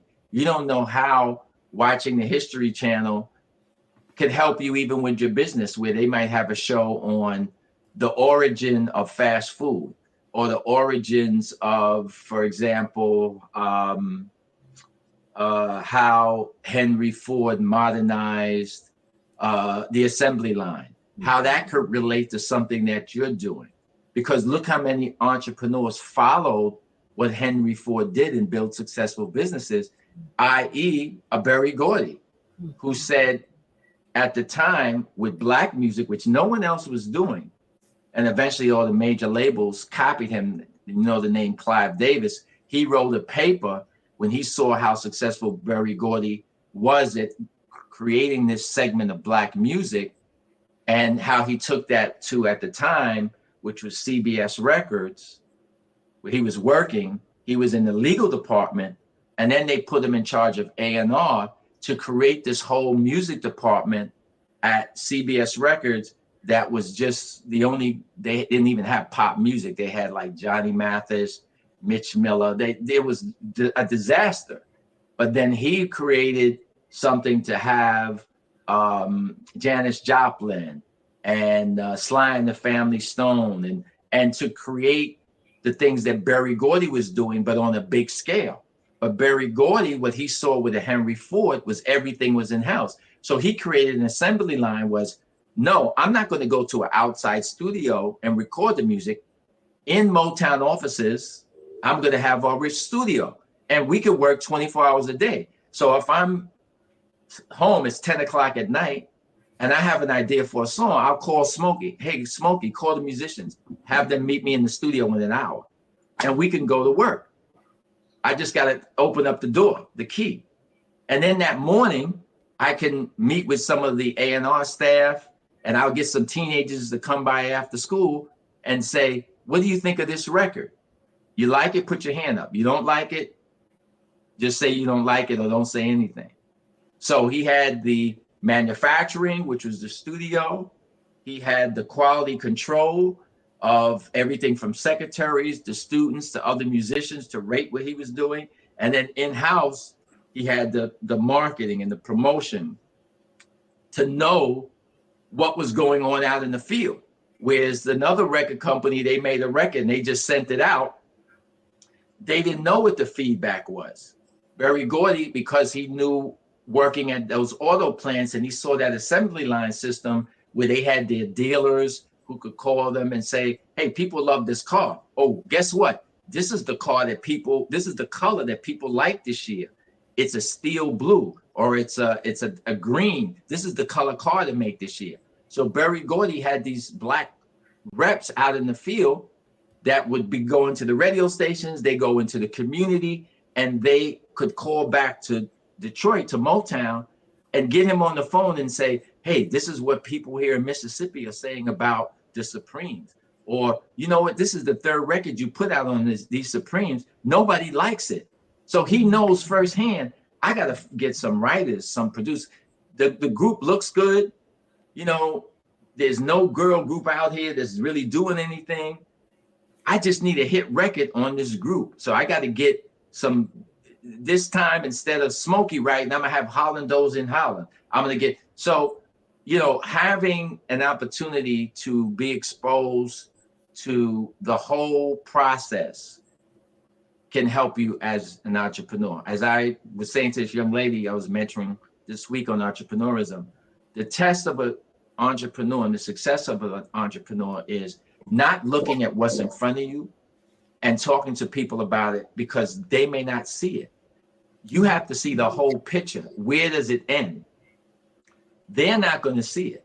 You have to have the whole vision. You see the whole package. That's what separates you from the other person. Absolutely. I would agree 110% that being an entrepreneur definitely is a visionary. And thank you so much for what you were sharing as far as the education is concerned, because I heard a quote and it took me a few minutes to really think about it, but it said that the learners will inherit the earth and continually grow exponentially successful, while the learned will gracefully pass away and become obsolete. So I do believe that you should constantly be learning all the time. Like every day I get up and I endeavor to learn something new. So what are a few of your keys to success that you would like to share with us on today? Well, you know, unfortunately, the world has changed. So I would not for 1 minute say that I have a lot of relevant antidotes that I could pass on, because I said much earlier, we have social media, the way products or your business is marketed today is totally different from when I started in the late 60s, but especially the 70s. Not to say that you wouldn't make up a flyer today to go and give out to somebody, but that wouldn't be your first choice. Not to say that you wouldn't make your product before you test it, and you have different ways of testing it than you did many years ago. Of course you can. I would tell anyone, look at the shortcuts. And as I mentioned, the startup course today is minuscule. So maybe a book that you're reading is outdated. It could be marketing from 10 years ago. So try to get the latest information that you can on how to market. And you might, like I have a book now on how to market using Twitter. I just bought it last summer. That book is already obsolete. Why? Because Twitter has become X, and so many people are not using it, and it's looked upon negatively now by a large group of consumers. The book is obsolete already. So find something contemporary that you can reach your goals that fit your business, you know, and you don't have to buy a book. You could go online, you could do case studies, you could go, you know, there's universities that do case studies, and try to find something current for how somebody within the last 24 months or less has started something in their business and they became successful. And the reason I say that is, I don't care if you're selling cars. The way you sold cars 20 years ago is not how you're going to be successful at selling a car today. And all the time I'm coming across, I was reading an article just yesterday. It was a short article about the multi-million-dollar homes in LA that the wealthy people can't sell because the homes are so expensive that the people that want to finance them because of the interest rate, even for wealthy people, it's unaffordable. And these people don't want to drop the price of their home. And I'm reading who some of these people were. And they're all entrepreneurs who are worth 50, 100, 200 million dollars within the last 5 years. And they're all under 30. And, you know, these are guys who, you know, many of them are tech entrepreneurs. They had an idea and they started this idea, and either they sold the company or within 2 or 3 years, they're grossing 30, 40, $50 million a year.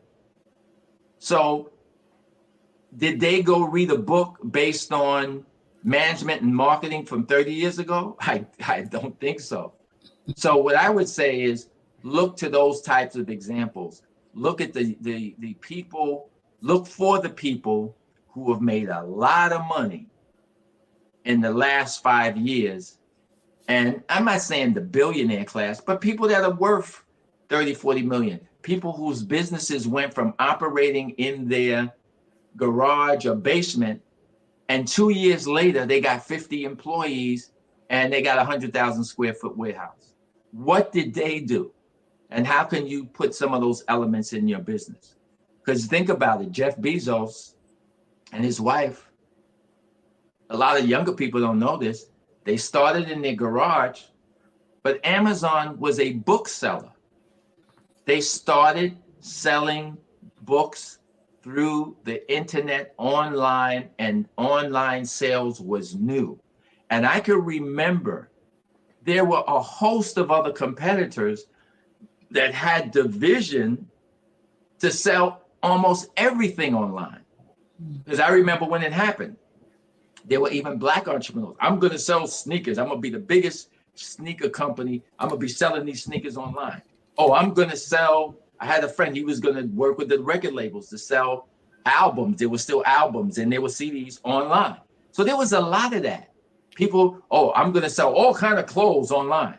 But Bezos, I'm going to just sell books. And when he perfected that, he went to the next thing. And then he kept adding and he stacked it. Man is so rich that here in Florida, a yacht that he was having built for the last 2 years, yacht was so big when they went to ship it out of the marine terminal where it was built, it couldn't go under the bridge. So they had to take it back in and do all this reconfiguration and then set it sail. It just got into the port down in Miami. It's so big it couldn't dock where the yachts are. It has to dock where cruise ships and freight liners, the big I forget what they call the cargo ships come in, and the yacht costs $500 million. That's just one of his toys. So just think he was an entrepreneur, and not to aspire to that, but I'm just saying, do you ever think that he would have in his wildest dreams starting selling books out of his garage online that is a toy? He would one day have a yacht, a boat that costs $500 million. No. So have a dream, try to do something that somebody else isn't doing as a niche. And in today's world, don't go way back to Henry Ford. Don't go way back to a John Johnson or, you know, that train left the station. Look for people who within the last 2 years or so, 3 years, no more than 5 years, look at their business. What did they do? What was their path to success? And just pick out some of the things that they did. And it's more relevant than any book you could read. I love it. I love it. With that being said, how does life experience play a role in success? Because I know that we talked about education, we talked about some of the keys to success. So how does life experience play into all of that when we talk about a person becoming successful? Well, I wish the life experience I had now, I had in my 30s when I had so many opportunities, because as I was saying, when you're walking down a road that you are clearing the path, you know, you don't have a lot of people that you might be able to say what's ahead unless they walked in your shoes and they're in the same business you are. So like a Jeff Bezos even, he was creating something that there weren't other people that he could probably bounce things off of that had done what he was doing. But the one thing he had going for him was unlimited money. This is something people don't know. because he had worked at a investment banking firm. And when he left to start the business, saw what he was doing, and this person knew the potential of the internet, he basically said, as long as you can keep growing, I can keep giving you money. So Bezos had unlimited money. Also, when he started the business, like a lot of these white entrepreneurs, they're not rags to riches stories. Jeff Bezos's was his stepfather. I think he was a pharmacist or something. Gave him like $200,000 to get started. You look at Bill Gates, his father was a successful patent attorney. He went to Harvard. He didn't start with nothing.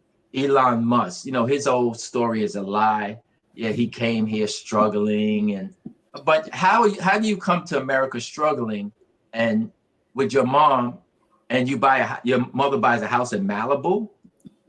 That's struggling.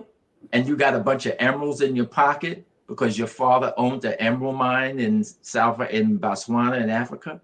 And I could go on and on and on about these people, but we know our struggle is a lot different. So gets back to surrounding yourself. Just surround yourself with people who want to make it. Surround yourself with people who want to make it. Awesome. I would agree that is definitely good advice that you shared with us.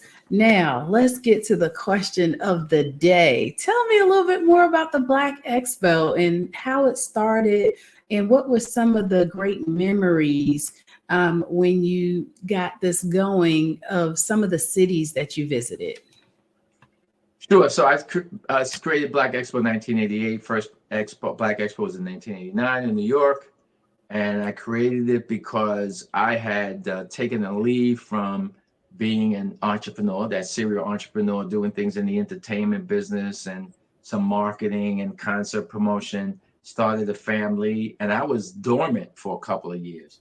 And I stayed in touch with a lot of people I did business with who were Black entrepreneurs, my printer, my graphic artist, various people that had small businesses that I used to hire them to be the service providers and vendors for what I was doing. And I would often hear, wow, I'm kind of stuck in this place, can't grow my customer base. Once again, this is a different era. And I wish when you were doing your business, you were able to afford advertising on the radio and do stuff. And I used to keep hearing these things about these people who had a business. They couldn't grow the business even in their own community because advertising and marketing was too expensive. And I'm in New York City, so, it's the most expensive media capital in the world. So I kept thinking, wow, maybe I can create an event, invite my Black business owner friends to, and get the public to come to. So I thought of this over, the idea came and went. And then I think I may have I didn't write it down on paper, but I had the thoughts, ran into a guy downtown one day who worked in radio, that was my salesman in radio over like a 7 or 8 year period at a radio station, which happened to transfer to being at when I ran into them, they were the #1 station. They had just got a new general manager, and we're talking on the street corner. And he said, "What are you up to? What's new, man? You ain't been doing nothing. You should revive." And I told him about this idea. He said, "This sounds good. We're looking for an event to do." So I said, "Really?" So he said, "Why don't you write it on paper, send it to me, and I'll talk to the new general manager and the program director. Maybe we could conspire to do this thing." I typed it up, and I was taking my family the next day to Disney World in Florida. Typed it up, dropped it off at the station, right? Next day, I get on the plane, I go to Disney World. So I'm on vacation, and about the third day, back then, for the young people, they won't know what I'm talking about, but I had an answering machine in my home. So I'm calling my house to check my messages, right? And I call, and there's a message, "Hey, Jerry, this is Mark Neiman from KISS FM. The general manager, man, he loves this idea. When you get back from vacation, give me a call. We want to meet with you about this expo thing that you have this idea. We need you to come down to the station."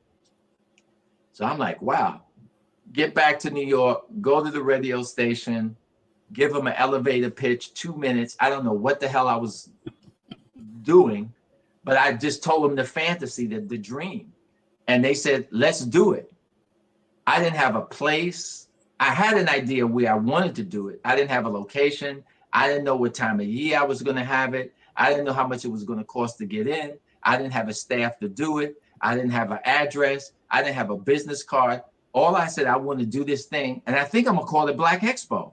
So, it was an idea, a dream.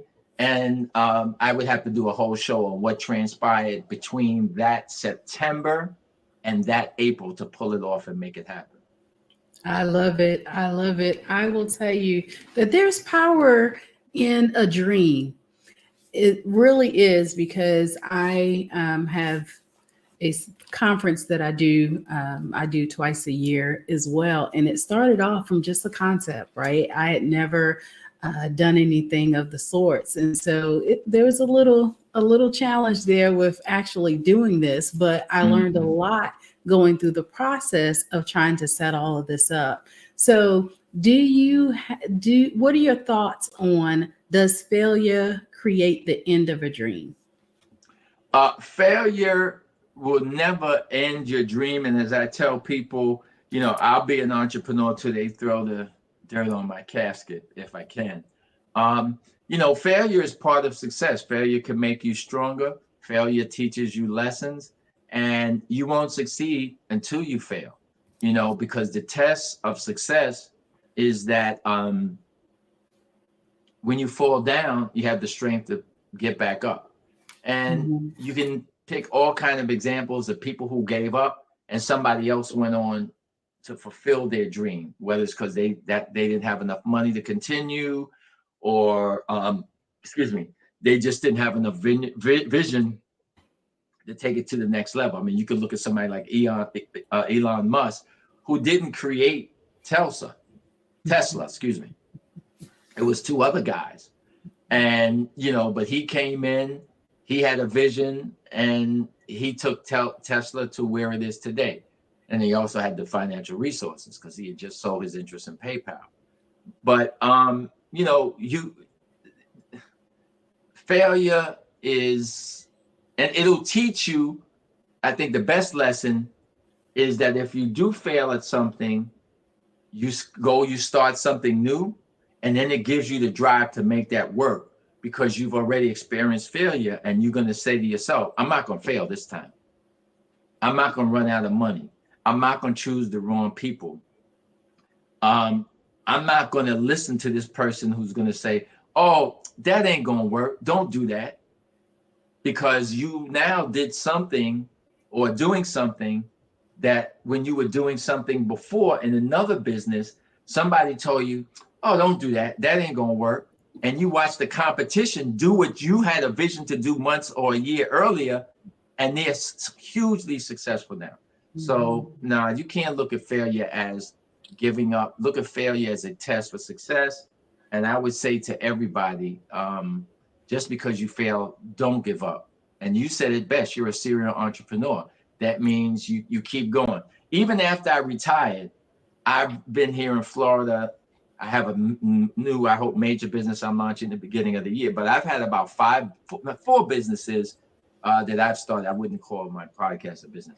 But when COVID started, I had a COVID-related business. I sold masks and hand sanitizer dispensers.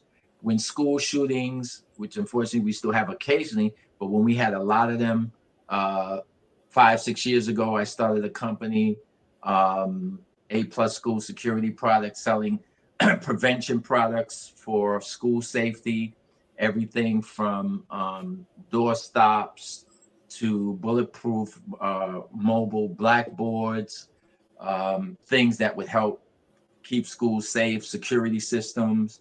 I also started a small cleaning business, household cleaning business for retired people, that targeting a segment of the population, senior citizens that are retired. I don't want to say elderly people, but they don't have the energy to clean their house. They keep a clean house because there's no kids running around, but just the little basic, simple things that they need that are tasks for them to do. So there are things that you can always start as an entrepreneur. And as I said, in today's world, you don't need a lot of startup money. All you need is the idea and the vision. And I mean, there's people that do Instagram videos. I see where they say, here's how you can start a business for under $300 and make $100,000 the first year. You definitely have a pulse on innovation and being current, right? Like with all the different businesses that you created, especially during the pandemic, because of you saw a need, right? So tell us about the Black Spirit Group. How did that come about, and what are some of the things that you do within that group? Well, we're trying to, as I mentioned, mentor a lot of young Black entrepreneurs. Well, I shouldn't say a lot, but within our small network of members who are from around the United States, we have members in Vegas, and I'm here in Florida. There's another member in Florida, Atlanta, Georgia, New York City, New Jersey, out west, the Midwest, North Carolina. And what we're trying to do is see if we can create a base that eventually young entrepreneurs can come to, get some free mentorship, and then they mentor within themselves to help their other network of friends become successful when they start a business. So it's each one teach one. However, and this is my learning experience with any business, you have to have a master plan, a master goal. So one of our master goals is to have a resource of financial capital to help people when we see an opportunity. And you got to think big. So we approach Goldman Sachs. You may be aware of Goldman Sachs created the $10 billion 10-year, $10 billion Black Women's Initiative to help fund Black women-owned businesses. So we've approached Goldman Sachs to create something similar for Black young men that are trying to start a business. And we pointed out that there's differences because in some cases with Black men, they own different types of businesses, which are important in our community, and nonprofits. So just as some quick examples, more Black men tend to be in the construction business or even having in the transportation business, truck drivers. And we know with the Build Back Better bill, there's $1 trillion that's going to come online with infrastructure, and Black men have an opportunity to participate in that more than a percentage of Black women, because we are the predominant. If we look at the Black ethnic group, that category is probably 90-10 men over women. Right. But if the men don't have the access to capital to buy the fleet of dump trucks, to put up the bond to do the construction work or infrastructure work, you're not going to get the opportunities. Black men tend to historically be the ones that are farmers in our country. And, you know, we're losing our Black farmers as much as our landowners on an annual basis. That is ridiculous. They need access to capital. So that's another area. And when you look at nonprofits, we know there's all type of nonprofits, and in our community, we have all kind of needs. But when you look at Black men that own nonprofits, they really need money, and they're doing more of a type of work in our community that's needed that I'm not saying Black women can or aren't doing, but it's specific to solving problems in our community. So whether it's fatherlessness, like I have a friend, he has an organization called Real Dads Networks, where he's teaching young men who are fathers, they might even be high school age, and young fathers, how to be a father throughout your child's life. Most likely you're not married to this girl, but just because you're not together living in the same household, you need to have the same skills of fatherhood as if you were a man married to this woman, because you are in a relationship with her for life because you have a child together. Violence interrupters. I'm not saying there aren't Black women in our community who are out on the street corner talking to the boys who are selling dope, or to gang members who are retaliating against another gang because one of their gang members got killed. But you know, the reality is it's Black men who have to go out there that can talk to these boys and grab them by the collar if they can, or respect them because they themselves were former gang members or came out of prison or grew up in the same neighborhood, that these young men can respect, that can save lives in our community based on the perils of what we're seeing all across this country in our community. So there are a lot of Black men that have nonprofits that can't even get money to print up a T-shirt. I'm telling you what I know. So for Goldman Sachs to create an initiative like this and leave half of our community out, which is Black men, of a $10 billion fund, you know, we tried to address this issue. We haven't been successful.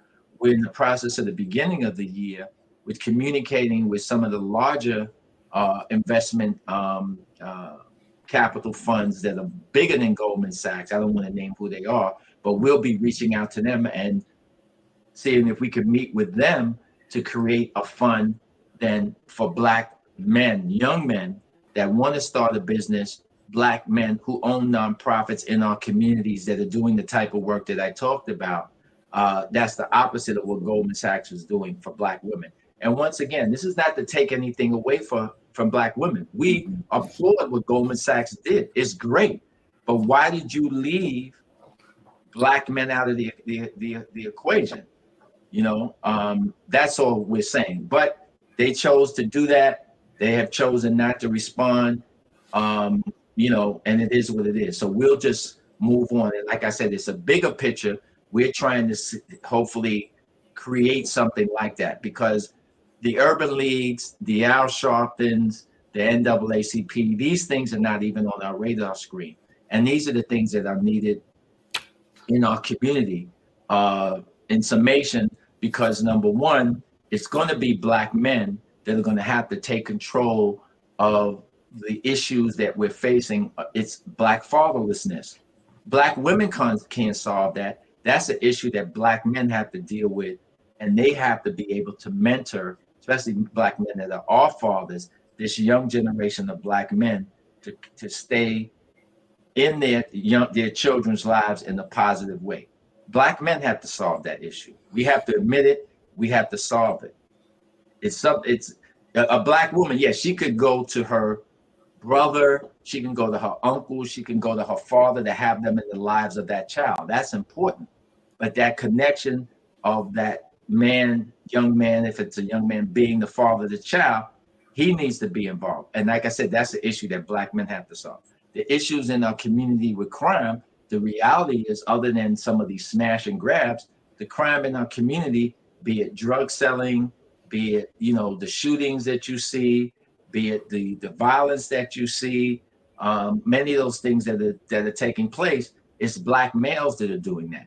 We can't depend on the majority community to solve that. They're only going to point that out and say the typical talking points. Oh, look at Chicago.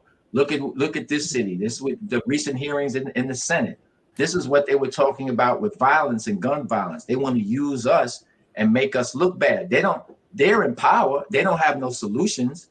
They don't say, okay, yeah, this is a problem. Let's allocate some money and resources to fix this. They're not.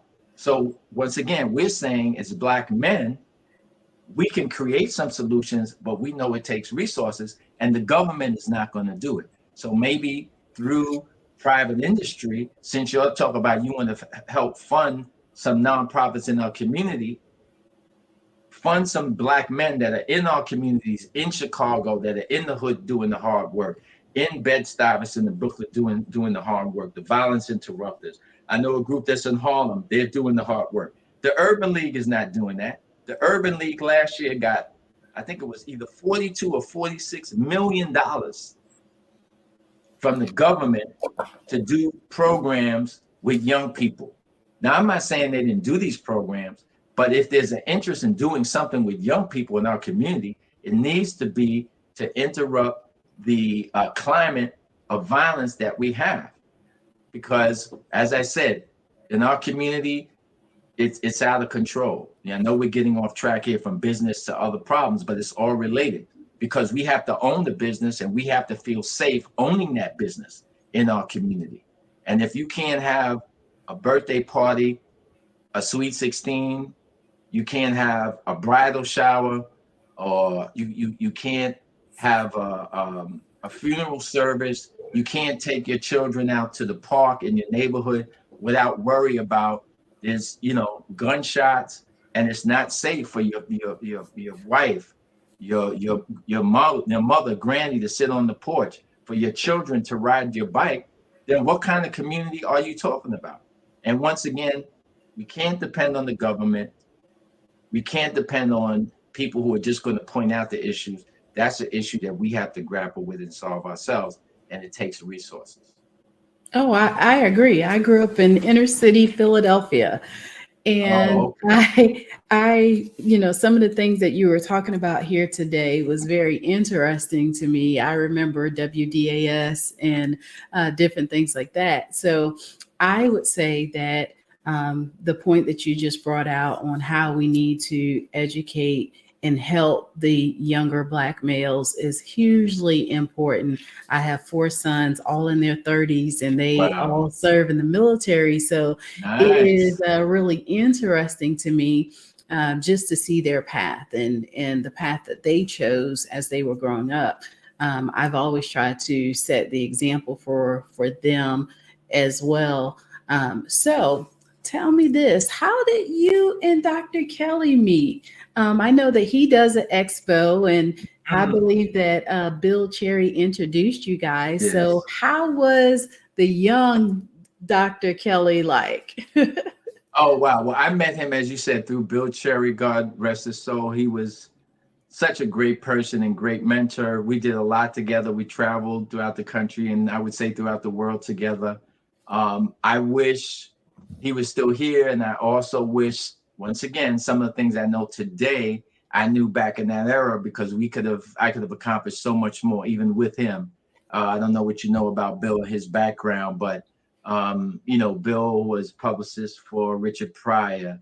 He worked with was publicist for Jesse Jackson and the Rainbow Coalition. There was not a city that I got off a plane with Bill Cherry and he didn't take out his notebook and he had names of the movers and shakers in that city. So whether we got off the plane and I was in Chicago, and within 45 minutes, I'm sitting at the dinner table next to Minister Farrakhan.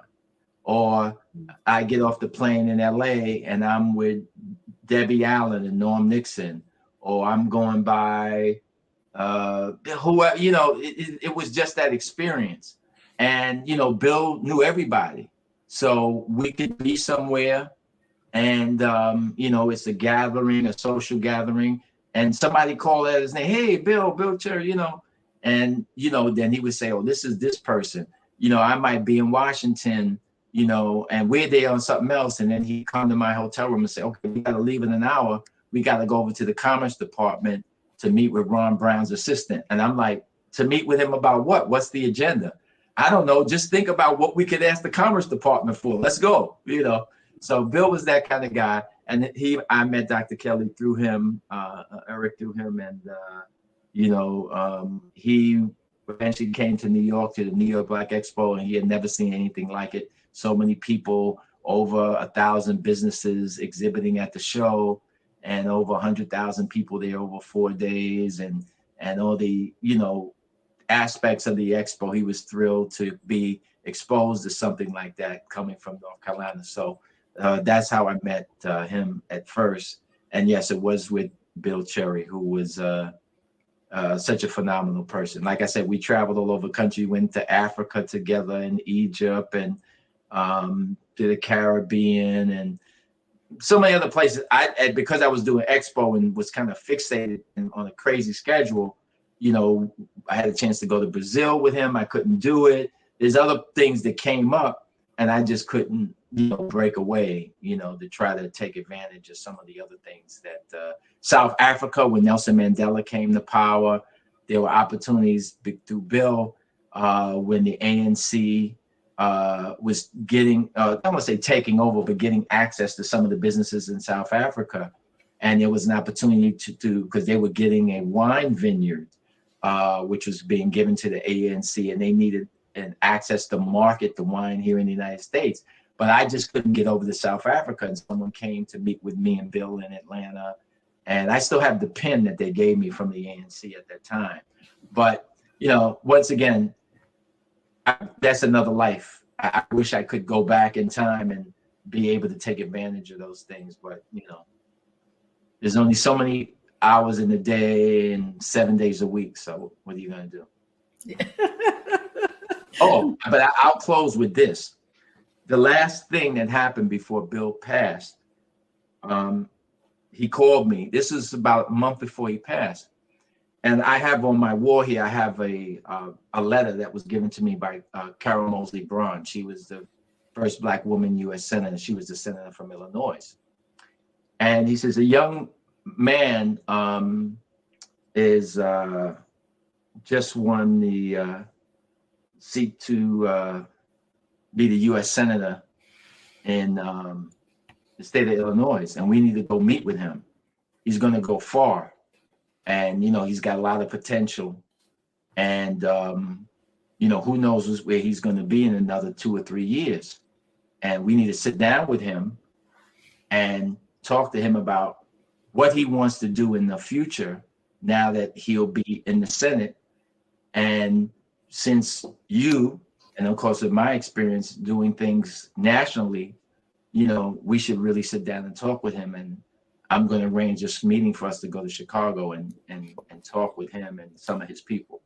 And that was Barack Obama. So unfortunately, Bill passed and that never happened. And Obama went on to become president. Oh, wow. And Bill had a lot of roots in Chicago because, as I said, he was with Jesse Jackson for over a decade there in Chicago with the Rainbow Coalition. And then he was very close with the minister and had all kind of contacts in Chicago, crazy contacts. So, you know, that could have been life-changing for me. But, you know, like I said, that's life. I love it. I love it. I love it.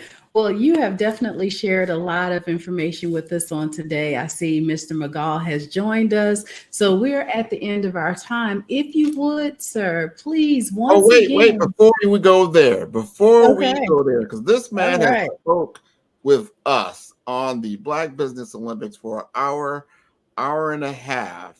And I'm going to tell you, from the audience to directly to you, Jerry, wonderful life. Wonderful what you've been able to do. You were born with entrepreneurial shoes at a very young age, and I'm very, very proud of what you've been able to accomplish. Thank you. Now we want you to continue, because now you're telling Dr. Kelly some of his backstory.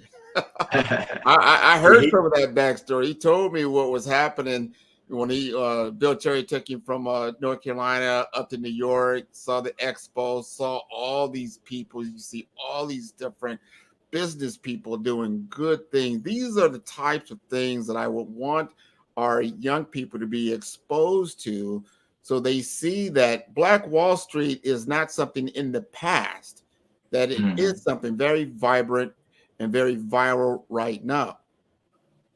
Yep. And there's so much of a way for Black entrepreneurs to be successful and market their companies, as I touched on throughout this interview the past hour and a half, that did not exist 20, 30, 40 years ago. I often, when I talk to my former employees, I was just in Atlanta 3 weeks ago. Actually, it was 2 weeks ago, yesterday. I was there and I went out to dinner. I was passing through Atlanta on my way back from Alabama. So I stayed over in Atlanta with a former employee. And then the next night we went out to dinner, and I had 4 of my former employees there. And I said, can you imagine how successful we would have been, though we were at the pinnacle of success, created something bigger than had ever existed, but what we would have been able to do, not only quicker, but on an even bigger scale, if we had the internet and social media, if we had that in the 90s. Because we used to have to call people on the phone. We used to have to mail things. We used to have to print up brochures. Being able to just touch a keyboard and do a mass mailing to 20, 30,000 people all over the country as Black business people to do business with us, and then have them share that information. To be able to just market by Facebook and have a Facebook page for Black Expo USA. To be able with a text message to communicate, because I used to sometimes in a year have, I'm just guessing now because I can't, let me just say 300. I probably have 800 to 1 million people visit Black Expo on an annual basis. Yeah. So, so just imagine if I had their numbers, the text message, 1 million Black consumers with one text message, just taking 2 minutes, and how many Black entrepreneurs I could have catapulted, because with a text message, we could reach 1 million people who came to Black Expo and say, here's our featured Black entrepreneur of the week, getting ready for the holiday season. Here's their website. Be sure to do business with them. Yeah. How transformative would that have been for our community? Oh, and I'm just so glad we do have it now. What you said, I talked about a lot to our younger people. Like back in my day, like, yeah, because I've been in sales, I've been in information technology for 30 years. Like, do you know what we had to do? And just to get your message. Now you don't need a storefront. You don't have to go out and have this big capital investment, like you said earlier. You got a cell phone and a laptop and access to people. That's the thing. And very quickly, and you've got something that's impactful, you've got a great message, like Dr. Tabitha has a great message. You can get that out there. And now, so what Dr. Kelly is doing with the Black Business Network, we're bringing it together. That's kind of what I've seen what happened. And you kind of alluded to this earlier. Like, I remember sitting in that one radio station, everybody listened to it, the whole community, listened to it. So we're all in that one spot. And then it kind of like peripheralated into so many different channels. Now we have an opportunity to bring that back on a virtual platform, because we know time and space, location, all those things are very important. We can bring them back. We've got this 8 a.m. to 8 p.m. Monday through Friday, right? We're doing it once a month now. Now we're going to even go into even greater cadence into 2024, because we need to do this. What I call it, we need to build our pyramid, right? We need to build our resources. We need to build our opportunities, so that Black dollar doesn't just stay in our community for 6 hours. It stays in our community throughout. So I really appreciate the work that you've done, because without what you've done, we wouldn't be able to do what we're doing right now. Oh, thank you for that. Thank you. Thank you. Yes. Yes. So Dr. Tabitha, I know I interrupted you earlier. Let them know, let the people know how we get in contact with Mr. Jerry and keep the conversation going. Oh, well, once again, you could reach me. The easiest way would be through the nonprofit that we have, which is called Black Spirit Group. So you could go to our website, blackspiritgroup.com. There's a form people can fill out, but more importantly, they can just email me at blackspiritgroup@gmail.com, and they could just send an email. And do you have anything coming up? Is there anything of importance that's going on in your world that you would like the community to know about?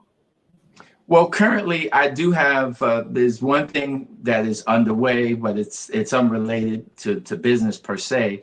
I'm doing some work with the New York City Department of Education with a business I have called Thrive Skills, Inc. And I'm working with in-school programs. I originally started a Saturday school program, but it was too expensive, and even New York City Board of Education couldn't afford it. Then we shifted it to an after-school program that was expensive. So now we're doing it as in-school during class program. And it's really important, because a lot of school systems, even New York, are short of teachers, and they need outside vendors to come into the schools and do programs, especially with the high school students. So I created a curriculum, so to speak. We call it manipulatives, because it's not per se a curriculum, which gives students life skills. So for example, I'll just give you a quick rundown. I have outside people who work for me who go into the schools, and we teach student skills. one example is social media skills, cell phone, usage skills. Now, what do I mean by that?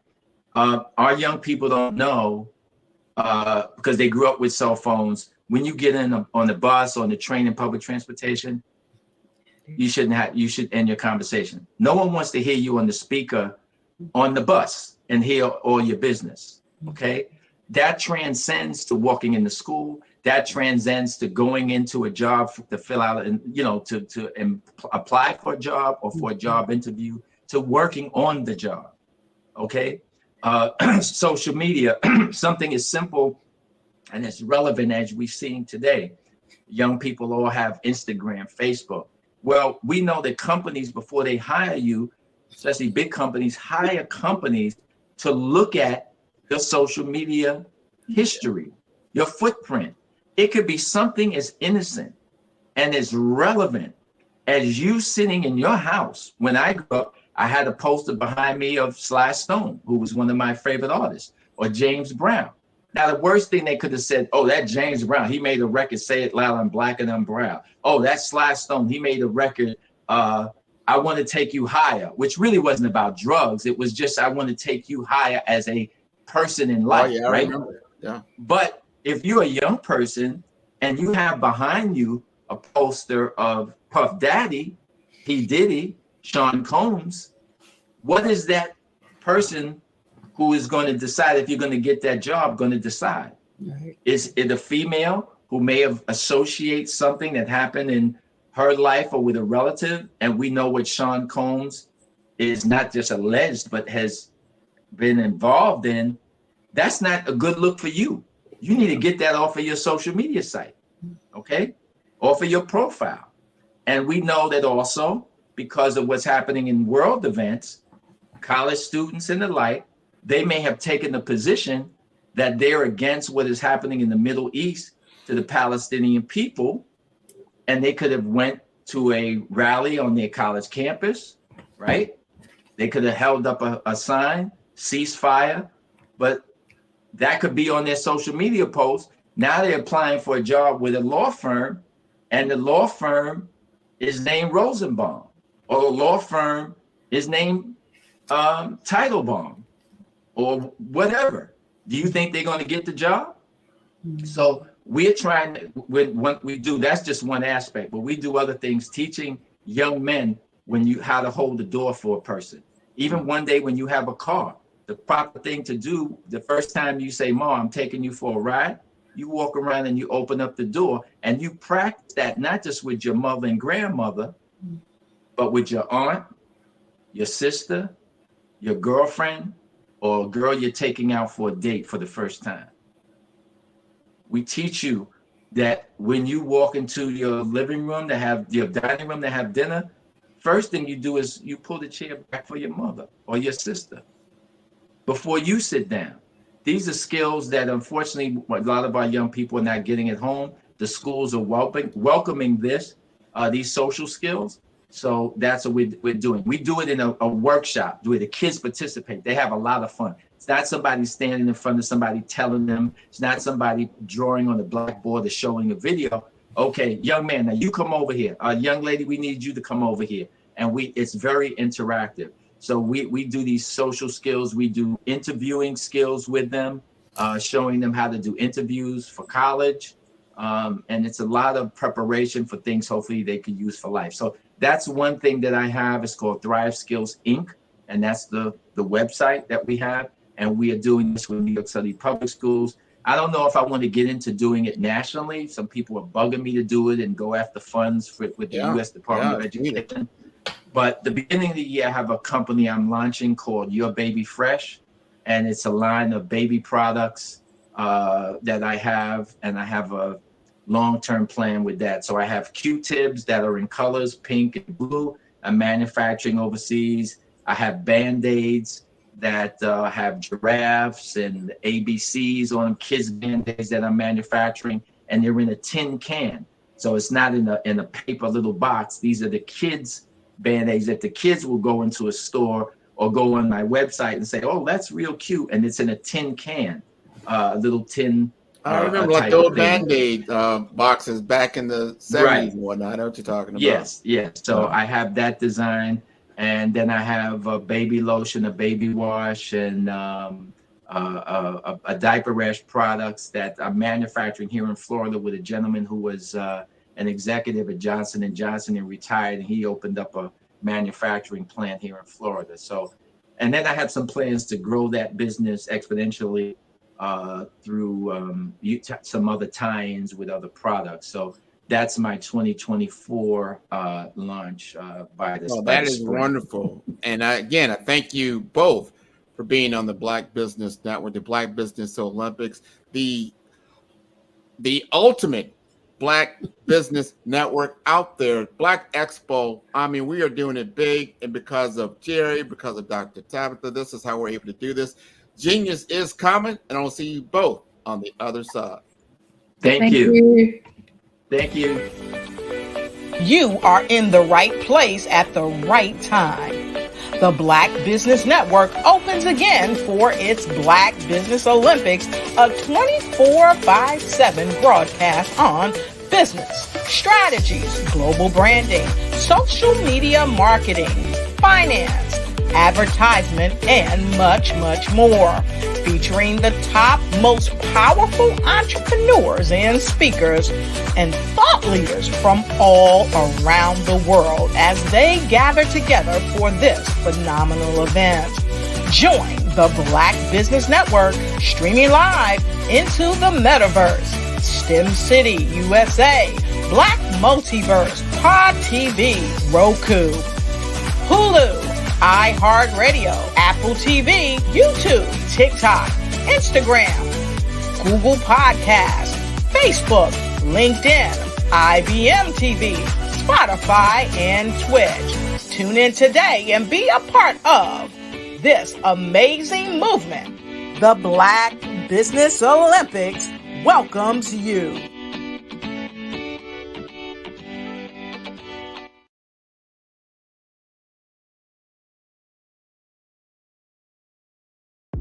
The Black Business Network and Black Business Olympics are essential platforms for Black business owners globally.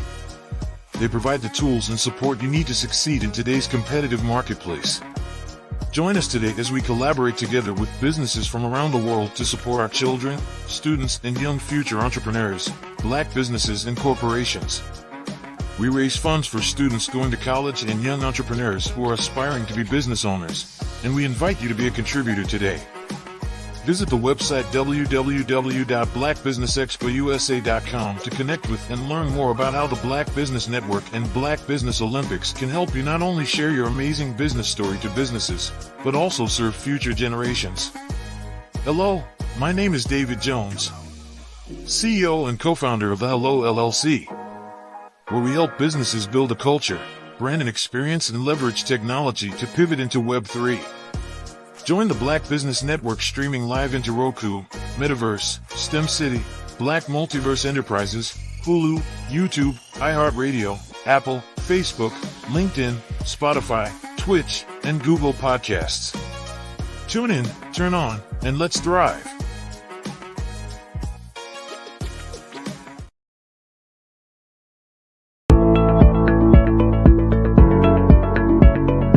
Prepare for what's coming and dominate in economic winter. Stand strong and thrive by showcasing your great products and services globally through the Black Business Network and Black Business Olympics.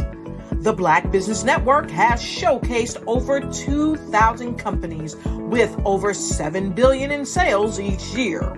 Over 10 million attendees have viewed the rebroadcast each month. Through the Black Business Olympics, unique styles of business training and mentoring are turning students into business owners and entrepreneurial warriors who will dominate in any economy.